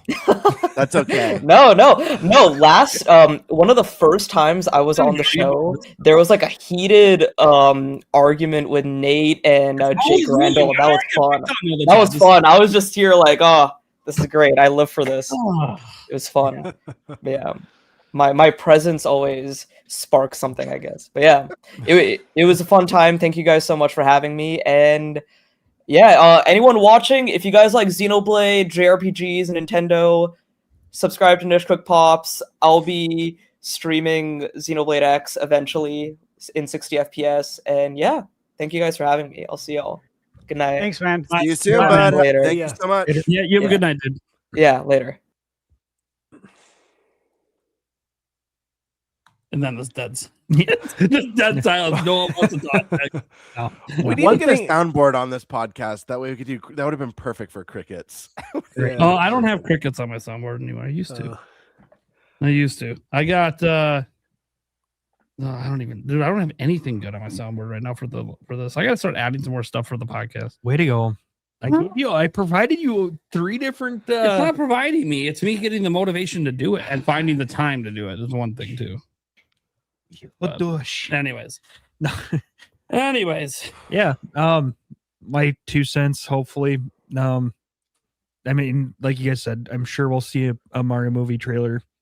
Hey, you know what would be awesome at the end of it? They announced the general direct for that Thursday. So why not? I highly doubt it, but why not? That would be the best Mario Day gift, is announcing a General Direct coming. That would be like the best. One thing that Happy I Mario. wanted, Oh, go ahead. yeah, absolutely. One thing I wanted to mention as a follow-up to this whole debate is Stash brought up the fact that the Yoshi game, it's slated for spring 2026, but we don't know the date. So like we're basically to spring. So I feel like actually it is decently likely actually that they could use Mario Day to announce the release date of that, especially because the movie also has Yoshi in it.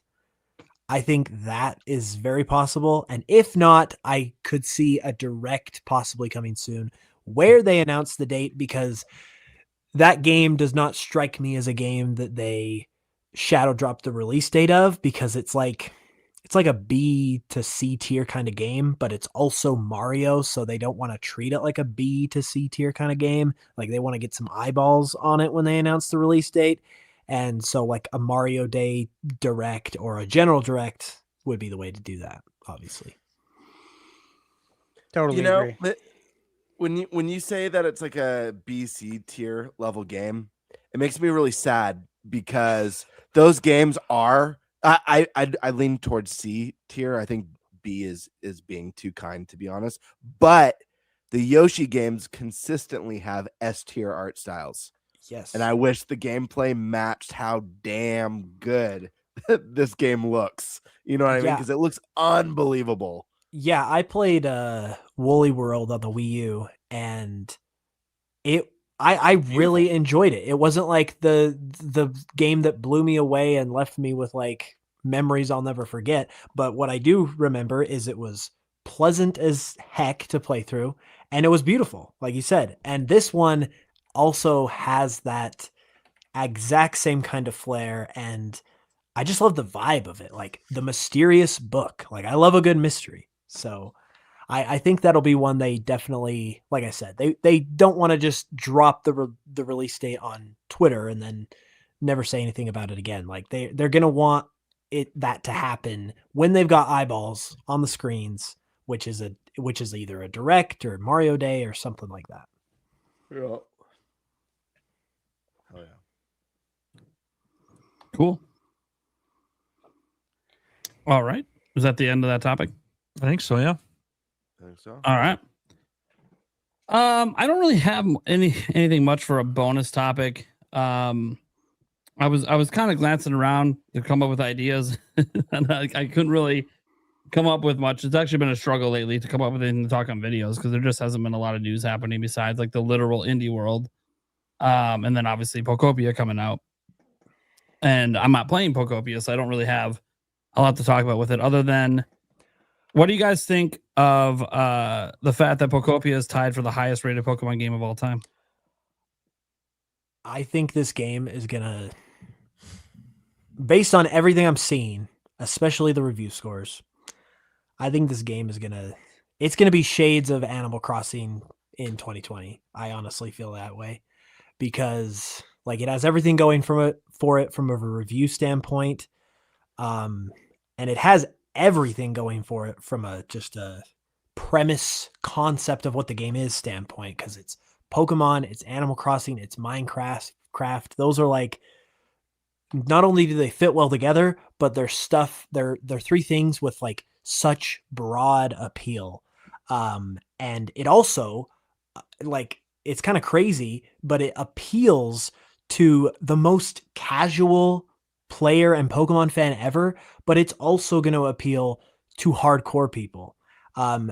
Because me as a hardcore person, when the game was announced, I was like, oh, cool, this actually looks good. And I was like, I said that I felt that, I should say, in a surprised way, because I was like, it's a spin-off game, so it's not usually going to get the attention of like a main series game, obviously. But it was kind of getting that kind of feel, and like it had that kind of more of that appeal.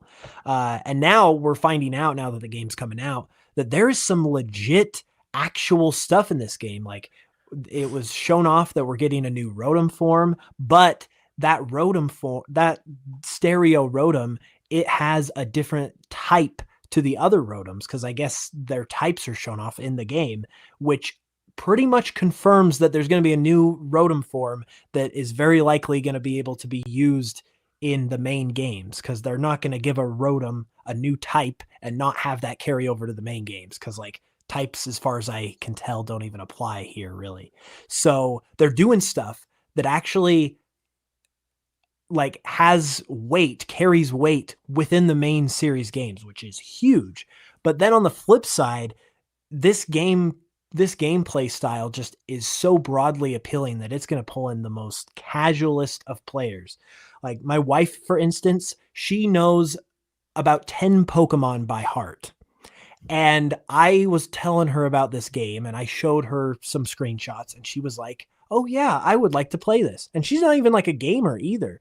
So she's like as casual as you could hope for. And like when I'm seeing all this, I'm like, I feel like we're about to have a snowball on our hands. Like this is going to just blast off. It's going to create an avalanche. And especially once people get their hands on it, start showing stuff on social media, sharing with their friends, I think I think it'll do numbers. Like it's kind of tricky because the Switch 2 doesn't like have a giant install base at the moment, but I feel like if this were the Switch, I would not be surprised if this sold 10 million copies. So that's kind of where I'm at on it. I think it's going to be really, really special.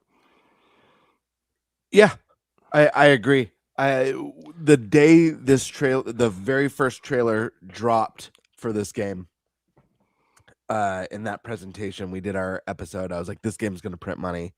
And that's without knowing how remarkably constructed this game was, how well it was going to review, what team was making it.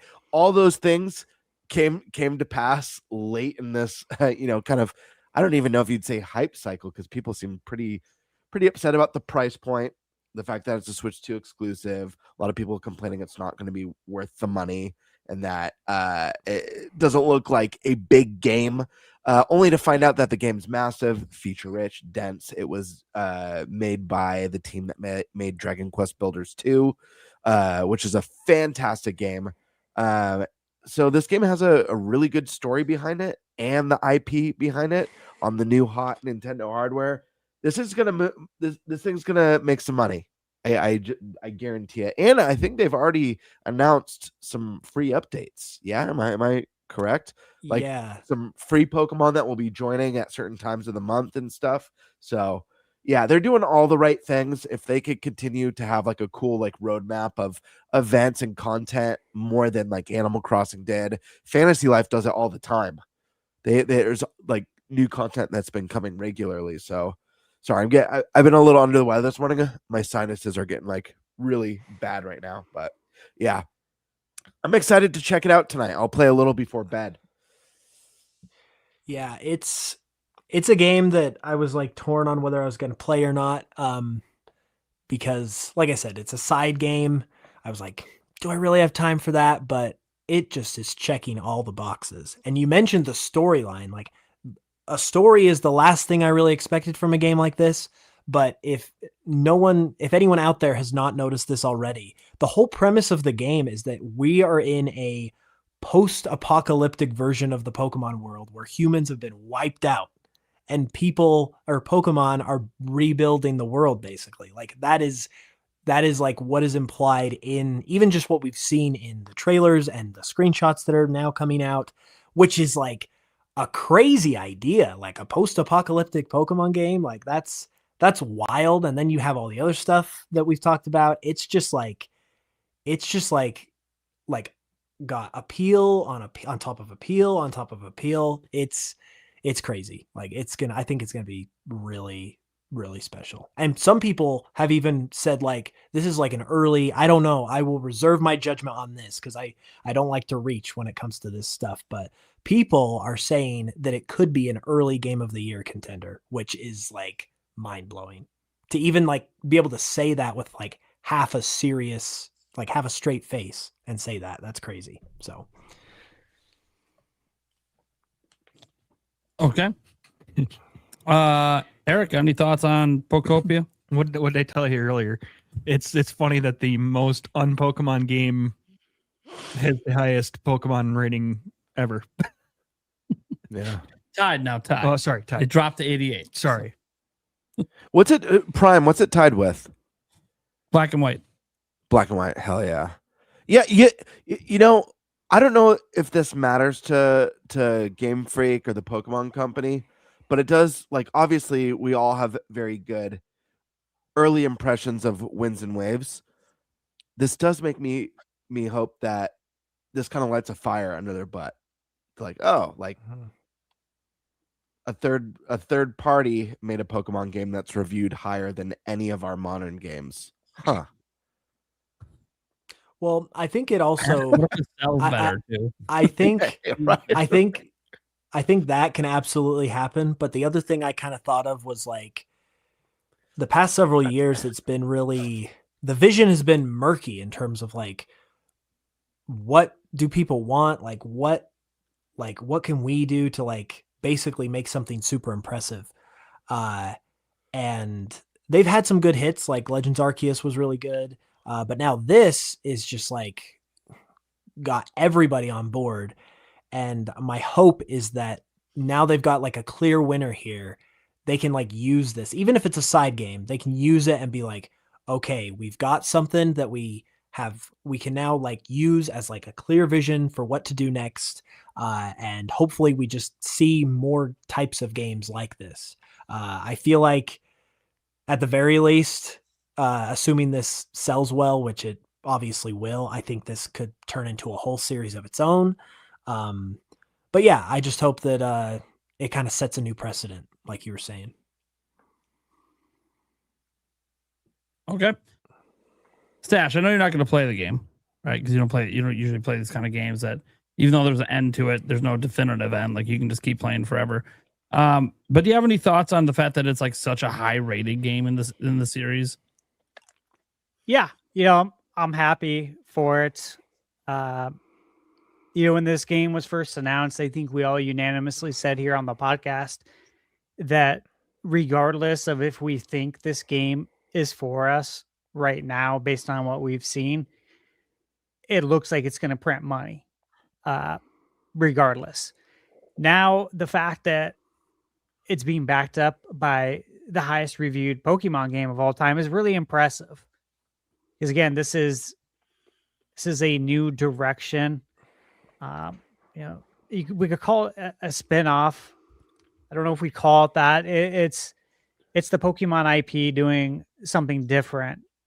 That's completely different from the genres that they've done business in. So this is cool. I'm happy for the cozy community and all the folks waiting for Animal Crossing for a new one. This looks great. I did show Michaela the treehouse, see if she'd be interested in it. I don't know if the treehouse sold her, but she was also working at the same time. So we'll see.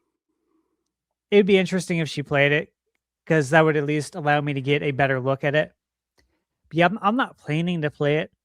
I don't have room even to add in really much of any games with the schedule, with the pipeline. It's quite massive going into, a few months from now. The pipeline's full.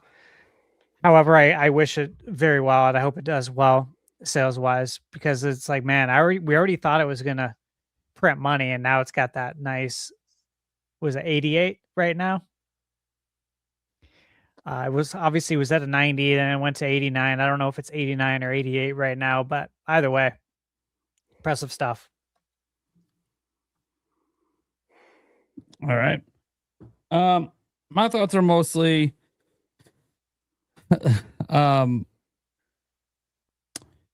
I think this game's gonna do really well. I wasn't so sure at like the first trailer, but then after the previews happened and people that even had their skepticisms of it after the reveal went into that preview, played it, and came out glowing about the game. And then obviously today, lots of people playing copies that you can get in other countries and stuff like that right now. lots of live streams on it. Everyone just still glowing about it. And this is now getting away from the reviewers. This is just people playing it. It definitely feels like they've probably hit the nail on the head of that appeal to the casual audience. And when I say casual audience, I guess I mean cozy audience, not casual audience. Cozy audience. They play games pretty hardcore, so they're not casual about the stuff they play. They play a lot. They put a lot of hours in.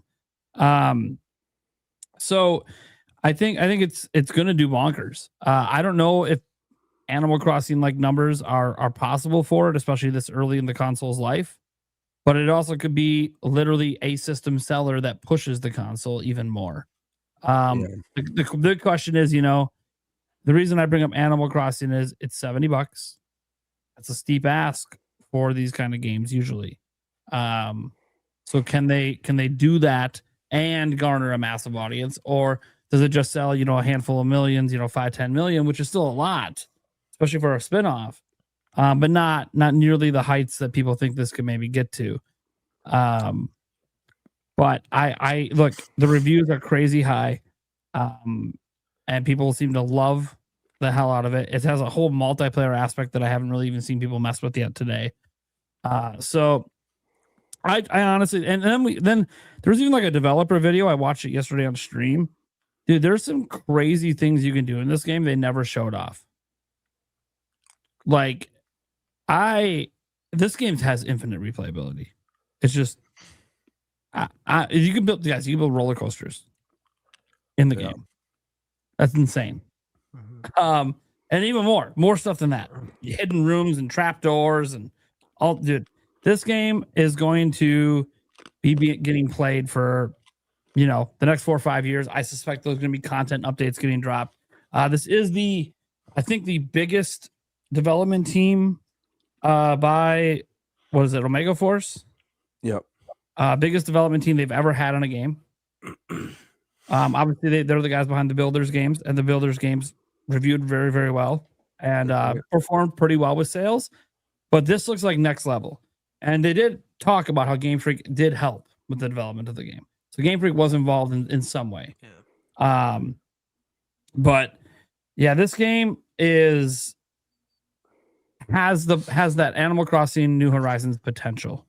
Yeah. Now, and keep in mind though, like Animal Crossing benefited greatly from obviously COVID. what was going on. Yeah, with the shutdown. We don't have an anomaly like that right now. So this game is not going to get that everyone's home with nothing to do boost. But yep. I do think that this game crosses 10 million. I feel like it'll hit 10 million. I feel like it's going to be evergreen for at least the first year. Yeah. And then content updates will determine if it stays evergreen. Word of mouth, obviously, word of mouth right now is excellent on it. That's only going to get even more crazy as the months go on, and if they add more content and do DLC and other stuff. I just think that this game is perfectly set up to do really, really well. And it was very smart, because this feels like a game they probably could have put on Switch 1. Maybe the draw distance wouldn't be as large.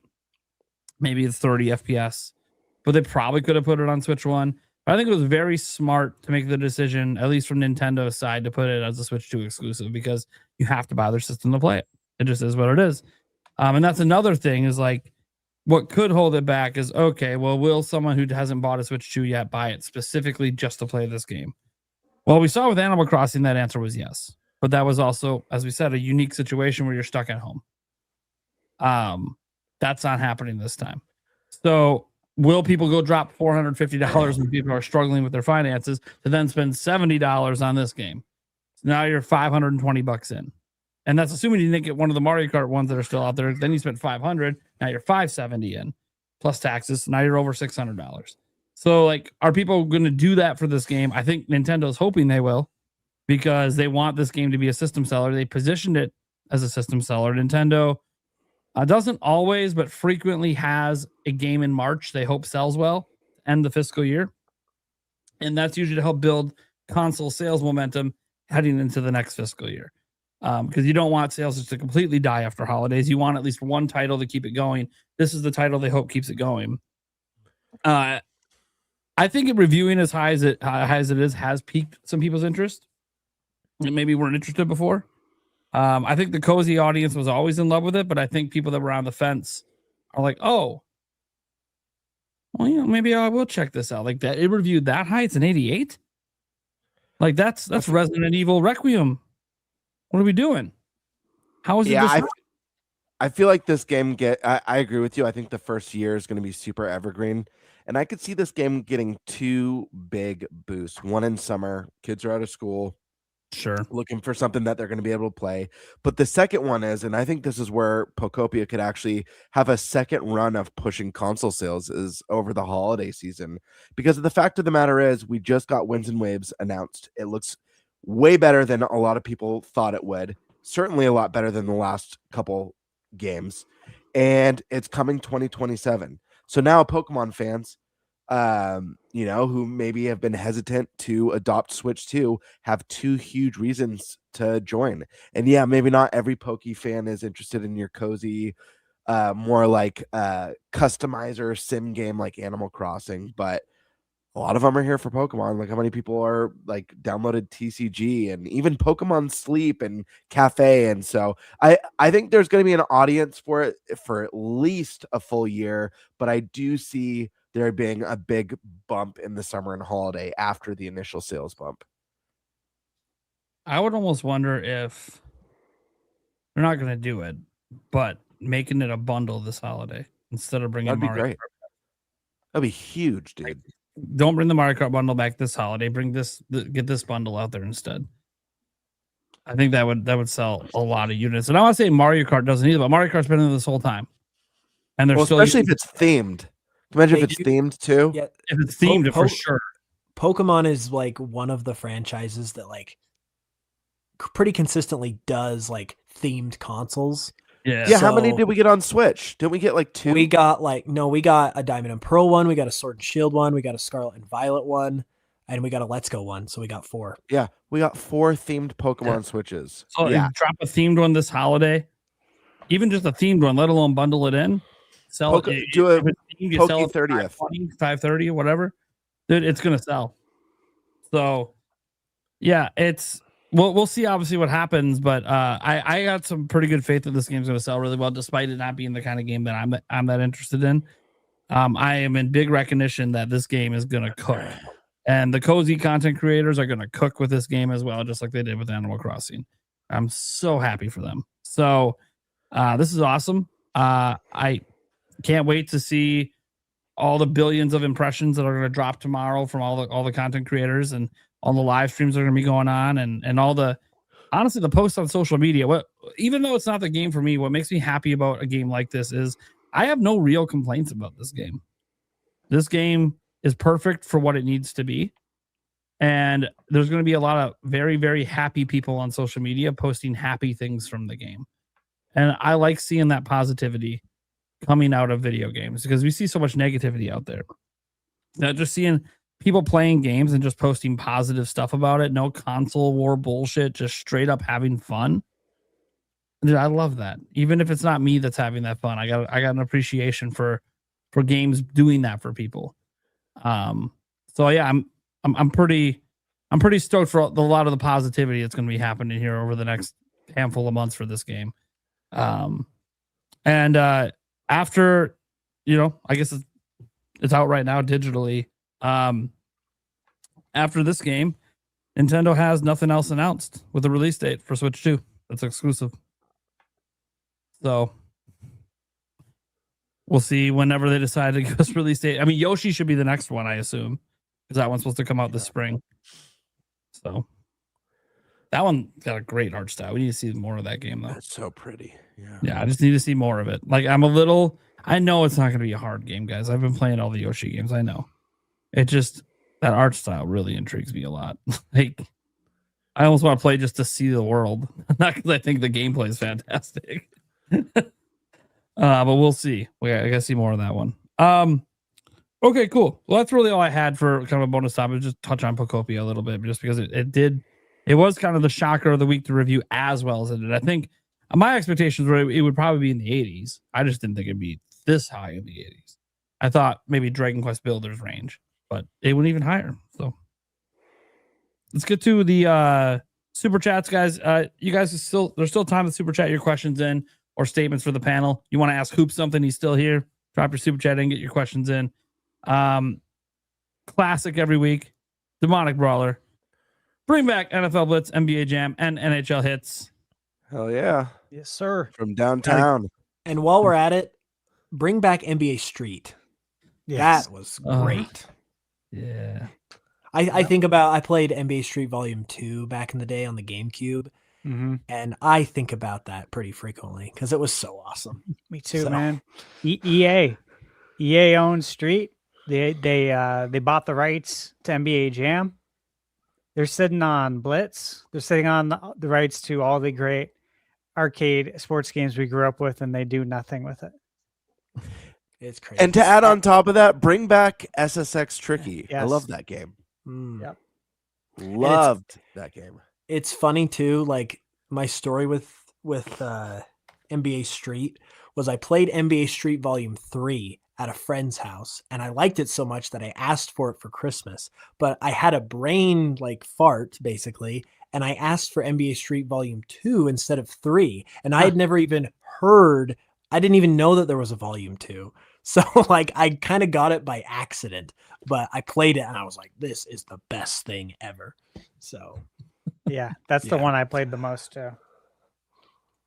Awesome. This goes back to the indie stuff. We got Deco Police is going to have a lot of exploring streets. You are correct, sir. Thank you, Jimzo. I don't know what this was in reference to. Maybe you guys remember that's the nail in the coffin. NBA Jam. Okay. I didn't know if it was a reference to other things. So I'm like, I have no clue. That could be a reference to so many things. True dude. I'm picking up Pombon and naming it after my Pomeranian that recently passed. Well, sorry for your recent loss. Mm-hmm. Guaranteed the same thing's happening with Rogers Base. His excitement, he's like, they put you in the game. His dog's in the game. So we already know what his starter is going to be and what he's going to name it. And you know, there's like a million people out there that have had that same experience. And so it's like it's so smart to do a dog starter because people are going to identify with it and get excited so easily. So we got Wink the Man here says, do you think we'll ever get a red and blue remake in this open world engine? No. Mm-mm. No, I don't. Probably not. That would require effort.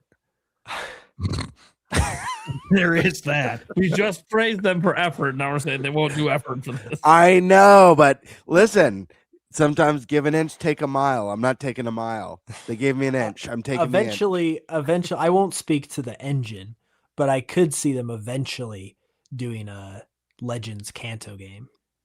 Like once they go through all the regions. So, but that's probably like a ways down the road. I think if they ever remake the game, like a full from the ground up remake that's open world, it's going to be when I am very, very old. Or I'm dead. One of the two. I'm not going to say they'll never do it.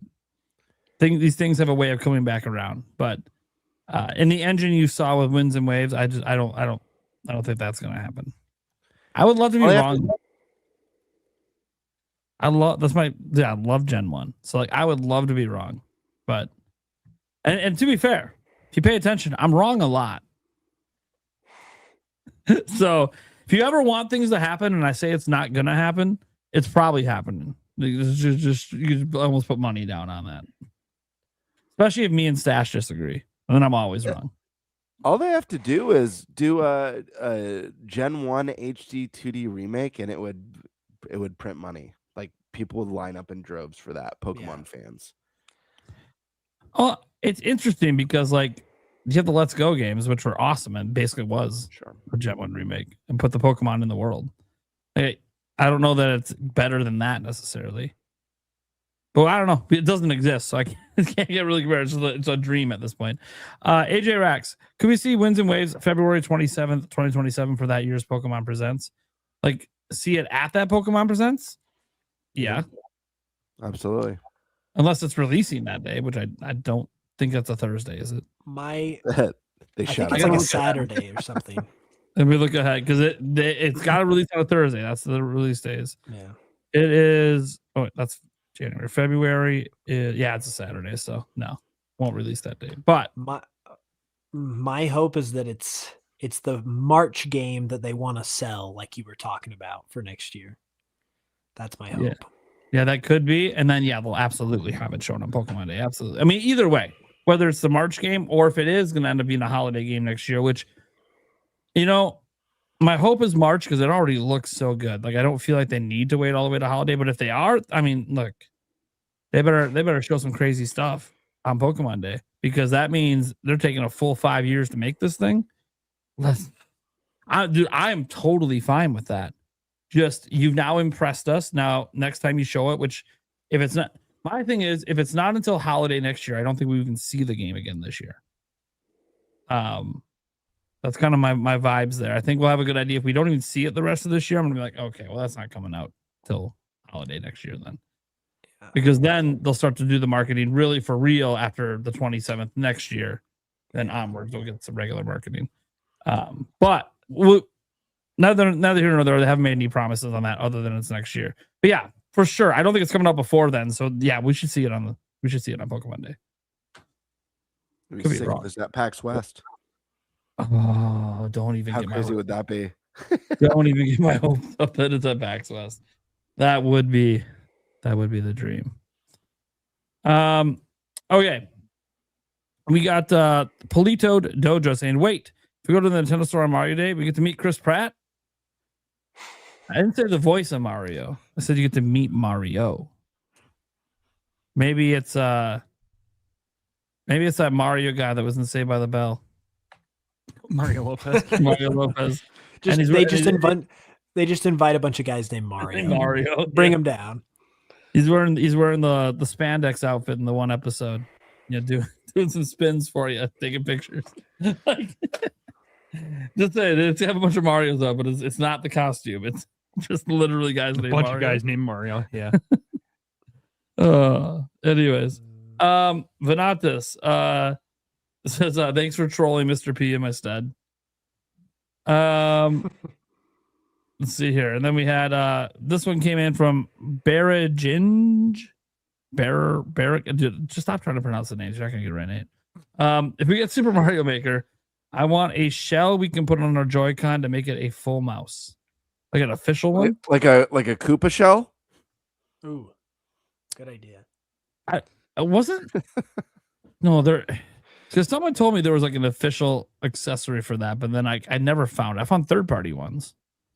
I don't think there is. I've only seen third-party. Yeah.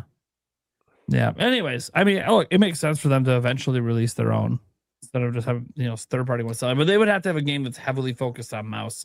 And yeah, Mario Maker is one of those games that could do that. A brand new Mario Paint. I think what Stash said earlier was right on the money. Because if you remember, if I'm remembering correctly, Mario Maker 2 came out pretty early into the Switch's life. It was like a year or two in or something like that. Early. So I can totally see a scenario where like they were gonna put in more modes, but then they got to the point where they decided that they were gonna do mouse controls for the Switch 2, or like that idea came up and they're like, pause, like let's save this for later because it would be perfect. Hope so. Like, it lines up.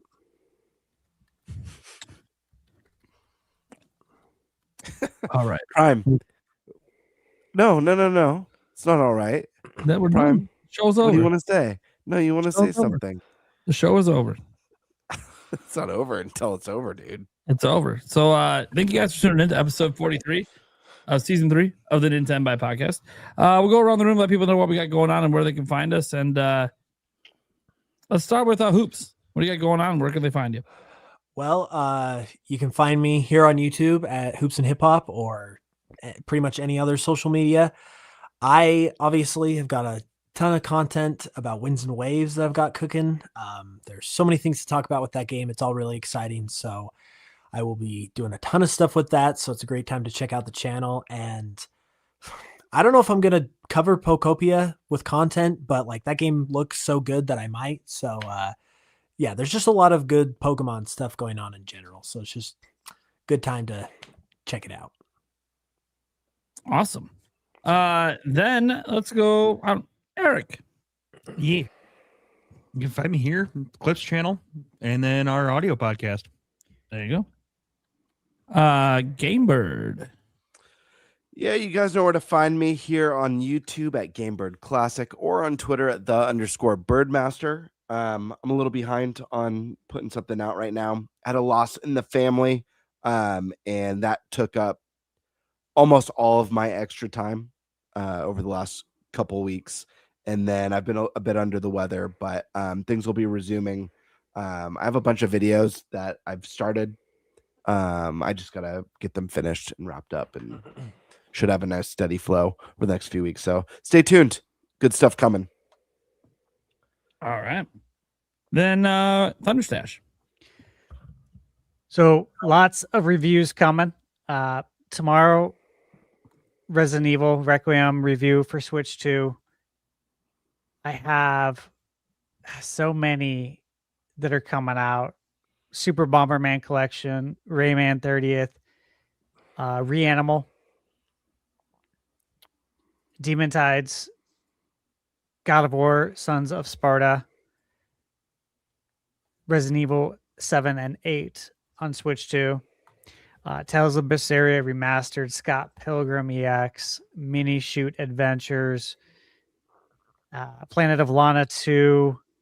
I'm working on Monster Hunter Stories 3 right now. Solitaria, Shadow Tactics, Crimson Desert, and a couple of more.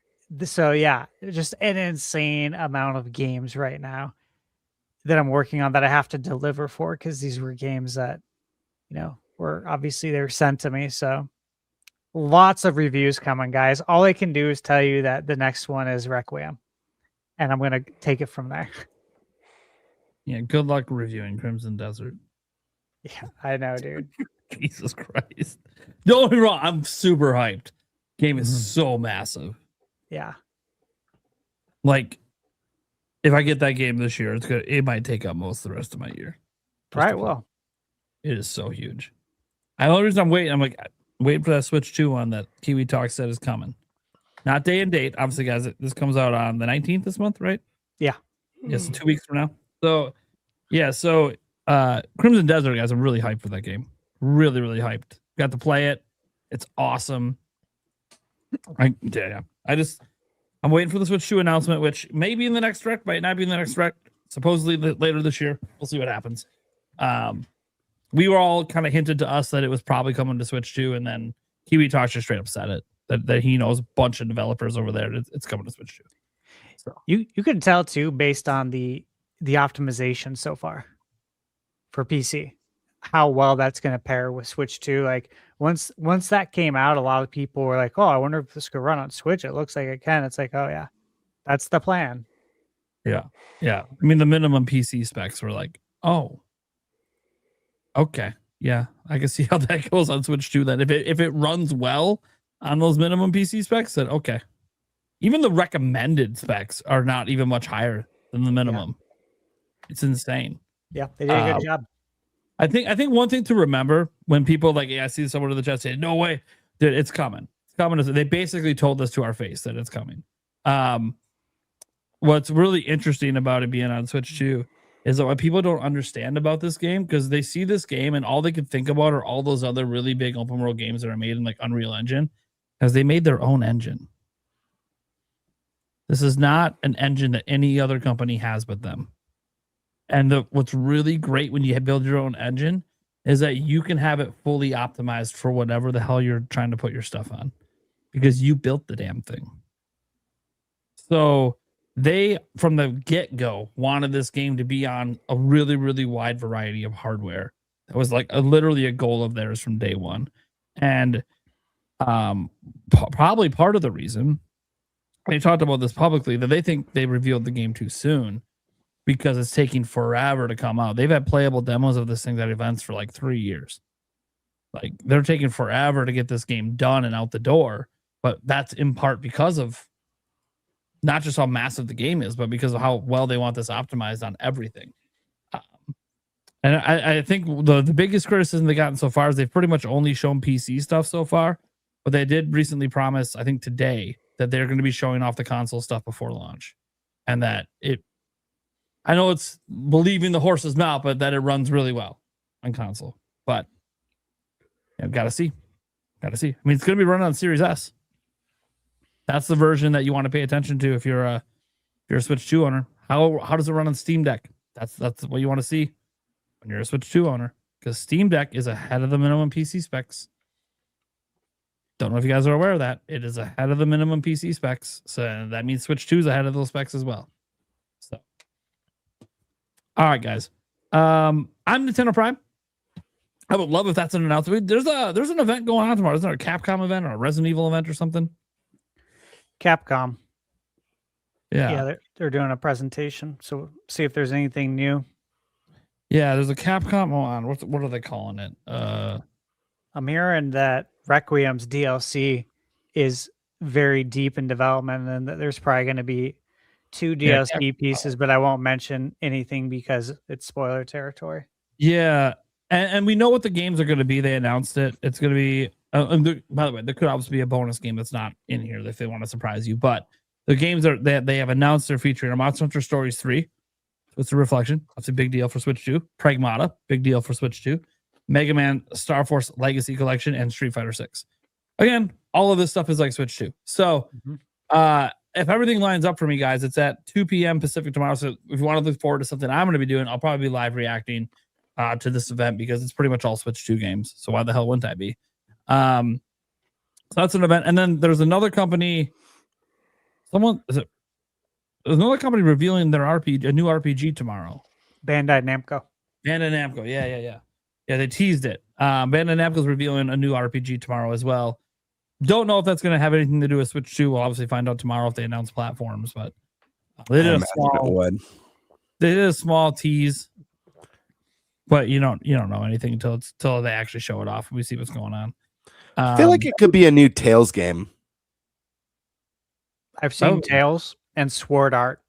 A lot of people are hoping it's not Sword Art, and that it's Tales I or didn't think something it's Sword else. Art. Well, I mean, how long ago did Arise come out?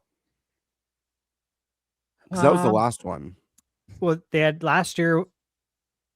Yeah, it was last year. Tales of Xillia remastered. And then we just got Tales of Berseria remastered last week. But a new entry, though. I think Arise was. So, I don't know. I think Arise. Cool. Yeah.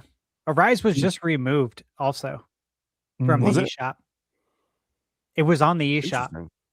It was on the eShop right next to Digimon Story, and then it disappeared like a few days ago, and you can't even find it now on Switch 2 on the eShop. I'm like, that's weird. And then that news came about a new RPG. I'm like, I wonder what's going on. I wonder if there's a relation. Yeah, we'll have to see. Yeah, so we'll see what happens tomorrow, guys. So it could be a really big day. I mean, it's going to be a big day just for the Capcom event alone, guys, for the news from that. But obviously, we'll see what this new RPG is. And obviously, for Nintendo fans, if it's something we should be excited for. Because, again, I'm a full belief that, we have to hit a point here where most third-party games are just expected to be on Switch 2. And I don't know that we're there yet. But, you figure the deeper into the gen, the more likely that is. Especially when you see, I know it's not open world, but you see the way that, like, Resident Evil Requiem is looking. Hell yeah. So, and we've already gotten open world games like Outlaws and Shadows. I know it's Ubisoft, but we know like The Oblivion Remastered is coming, which I know looked a little rough in the first trailer, but guys, other games looked rough in their first trailers too, and then didn't look like that when they came out. So I think Fallout 4 should give people hope. Yeah. When it comes to Bethesda and what they're going to be capable of. That was without DLSS. They're patching that in later. So, good point. So it already runs and looks better than the initial trailer, and it's only going to get better. They literally admitted they're not even using DLSS. I'm like, oh, well, damn. It runs that way. I mean, I know it's an older game, guys. I shouldn't be that shocked, but it's like, oh, well, so it's going to get even better. That's awesome. Maybe they can get it up to 4K with DLSS. I have no idea. Anyways, so yeah, that's what you can look forward to me covering tomorrow, guys. Probably have another live stream tomorrow night as well, especially if there's a lot of this really good news and I want to talk further about it. That would be really great. And then obviously our podcast next week, we have special guests Favlam and Nintendo Land coming on.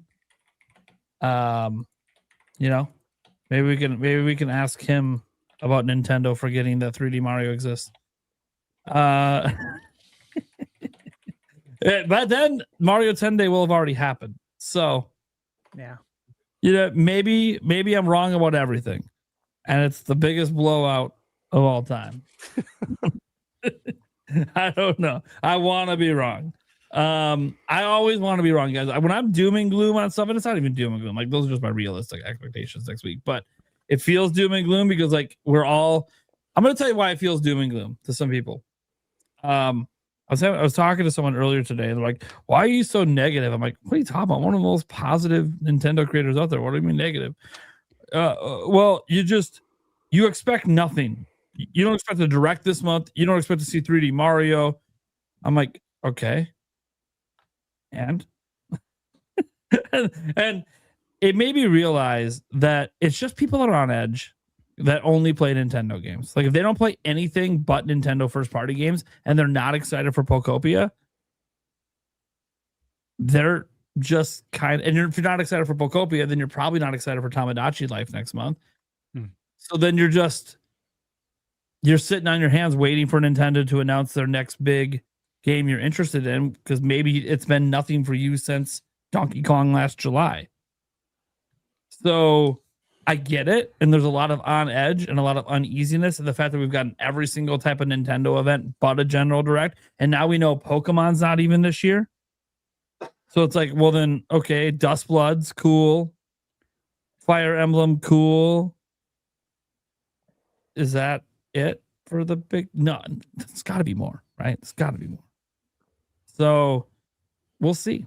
We'll see what happens. But yeah, I know everyone's on edge, and everyone's going to. By the way, no matter what they do in the next direct, whenever it is, this month, next month, June, whatever the fuck they decide doing, people are going to be mad anyways. I don't think I remember it, like the last time there was a completely 100% positive reaction to a direct. I can't remember. My advice to that first group of people is to try and broaden your horizons. I know Nintendo makes amazing first-party software. That's why they've garnered such a loyal and lifelong fan base. But there's a lot of really great games out there.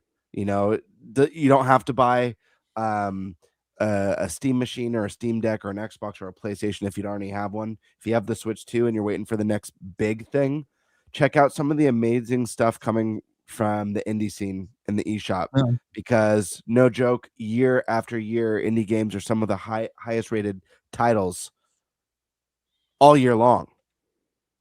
So there's a lot of there's too much to play to feel like there's nothing to play, but at the same time I do understand the hunger, because I know everyone on the panel can't wait for the next big Zelda, the next big Mario, the next big Pokemon, the next big whatever. But yeah, look, you guys hear me with more grapes. Look, I'm a content creator, right? So there's the content creator side of me that goes, man, my audience primarily cares about Nintendo games, and we don't have anything. So it's like really hard to make content. But the gamer side of me, I have so much to play. Like, I just talked about earlier, not just my back catalog. I have Resident Evil 9 right now. And there's going to be even more games coming. Crimson Desert later this month. There's just so much to play. And if you're a multi-platform gamer, I do get that. Well, I play all these games on PS5 or on PC. I don't play them on Switch 2. So Switch 2 is just collecting dust. Okay. So you're gaming on something else. Why does it matter if something collects dust for a while? I don't know how that's a problem. I've had my PC collect dust for a while when it comes to games. Like, if you don't play indie titles on your Switch or Switch 2, you're missing out. Yeah, a lot of indie titles are really at home on that platform. There's exclusive indie titles too. Forget about Chilling by the Fire. Hades 2. It's the only console it's on right now. Well, it's on PC as well, to be fair. I said console. Yeah, if you're a PS5 owner, I'm so sorry you can't play Hades 2 right now. It's gonna come eventually, whenever that exclusivity ends. But yeah, indie games are excellent on Switch 2, and like a lot of games look and play better on Switch 2 than they do on Steam Deck. And So I don't know. There's just so much to play. Sometimes for people that just do it, don't broaden your horizon. There's just so much to play right now. Like you can look at the eShop charts every week. You can see it. People are buying some of these games and rising them up the charts. You're starting to see these new releases come out. So I don't know. I'm not like left wanting as a gamer because I play such a wide variety, but I get it. I understand the angst. And there's a lot of people that frankly only buy a couple of games a year. And I think for some of the people that only buy a couple of games a year because gaming's gotten expensive and they don't want to play indie games, they want to play like the big releases. I think for some of them with Nintendo right now, it's not that they're mad that there isn't a game out right now that they want to buy. So they don't even know what's coming. They don't even know what to get excited for to save their money for. And I get it. Guys, I get it. But Fire Emblem. Yeah, I'm stoked for Fire Emblem. But like, if you only play for like Mario, Zelda, and Pokemon, well, Pokemon's 2027. Mario and Zelda's But here's the thing. If you only buy Nintendo consoles for Mario, Pokemon, and Zelda, like if that's legit, like I only play Mario, Pokemon, Zelda, and I'm bummed. What do I have to play? Like you're limiting yourself to 3 titles a generation. I mean, we were lucky we got 2 Zeldas last gen. That was lucky. We only got 1 Mario. I guess we got 2 Pokemons, but those 2 are shells.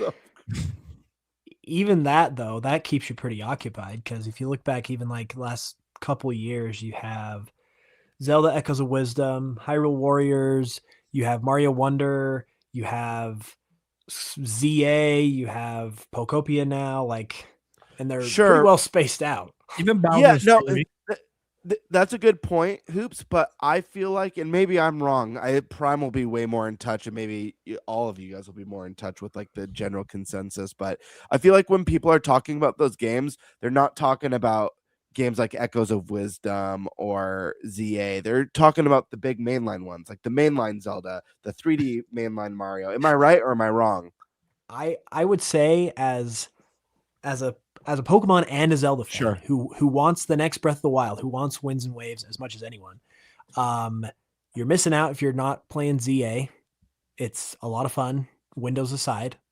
And Echoes of Wisdom, I have an super interesting experience with that game because as much as it pains me to say it, I have not finished Tears of the Kingdom yet. And there's a lot of factors as to why. Part of it is because I kind of feel burnt out on the Breath of the Wild era. It just didn't pull me in as much as Breath of the Wild did because it's so similar. And I want to finish it. I really do. But then Echoes of Wisdom came out and I was like, okay, well, I want to play this obviously, so I'm going to give it a try. And I was when I started it, I was more compelled to finish that than I was to pick up Tears of the Kingdom just because it was so novel and different and new. It was a new game versus a iterative version of the last game. So it might look smaller scale, but there is a ton to enjoy about it. And that goes for the Pokemon spinoffs or the smaller Mario games or whatever. There's a lot there. Don't limit yourself to a couple series and then only limit yourself to the biggest games in that series on top of that. There's a ton there to love. Yeah. And guys, there's, as Birdman said, man, expand your horizons. There's so many games you might enjoy that you don't know. All right. Well, I am going to remind you guys that you can go get our audio version everywhere that audio versions can be heard. Apple, Spotify, Google, etc. We're everywhere. It always goes up a day after our video version.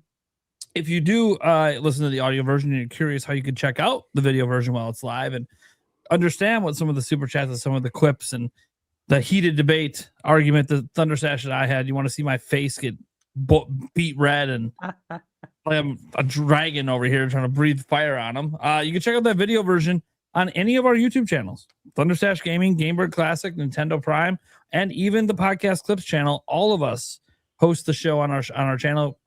Tune into anyone you want. And yeah, even over on X and Twitter, we stream it over there. I have it streaming on Twitch as well. if you prefer the Twitch platform. So cool, we stream there. We try to be everywhere that you guys are. I know I just got streaming enabled for TikTok, but I haven't figured out how to set that up over here yet. So then I know podcasts actually do pretty well on TikTok, so I'll try to get that sorted out eventually.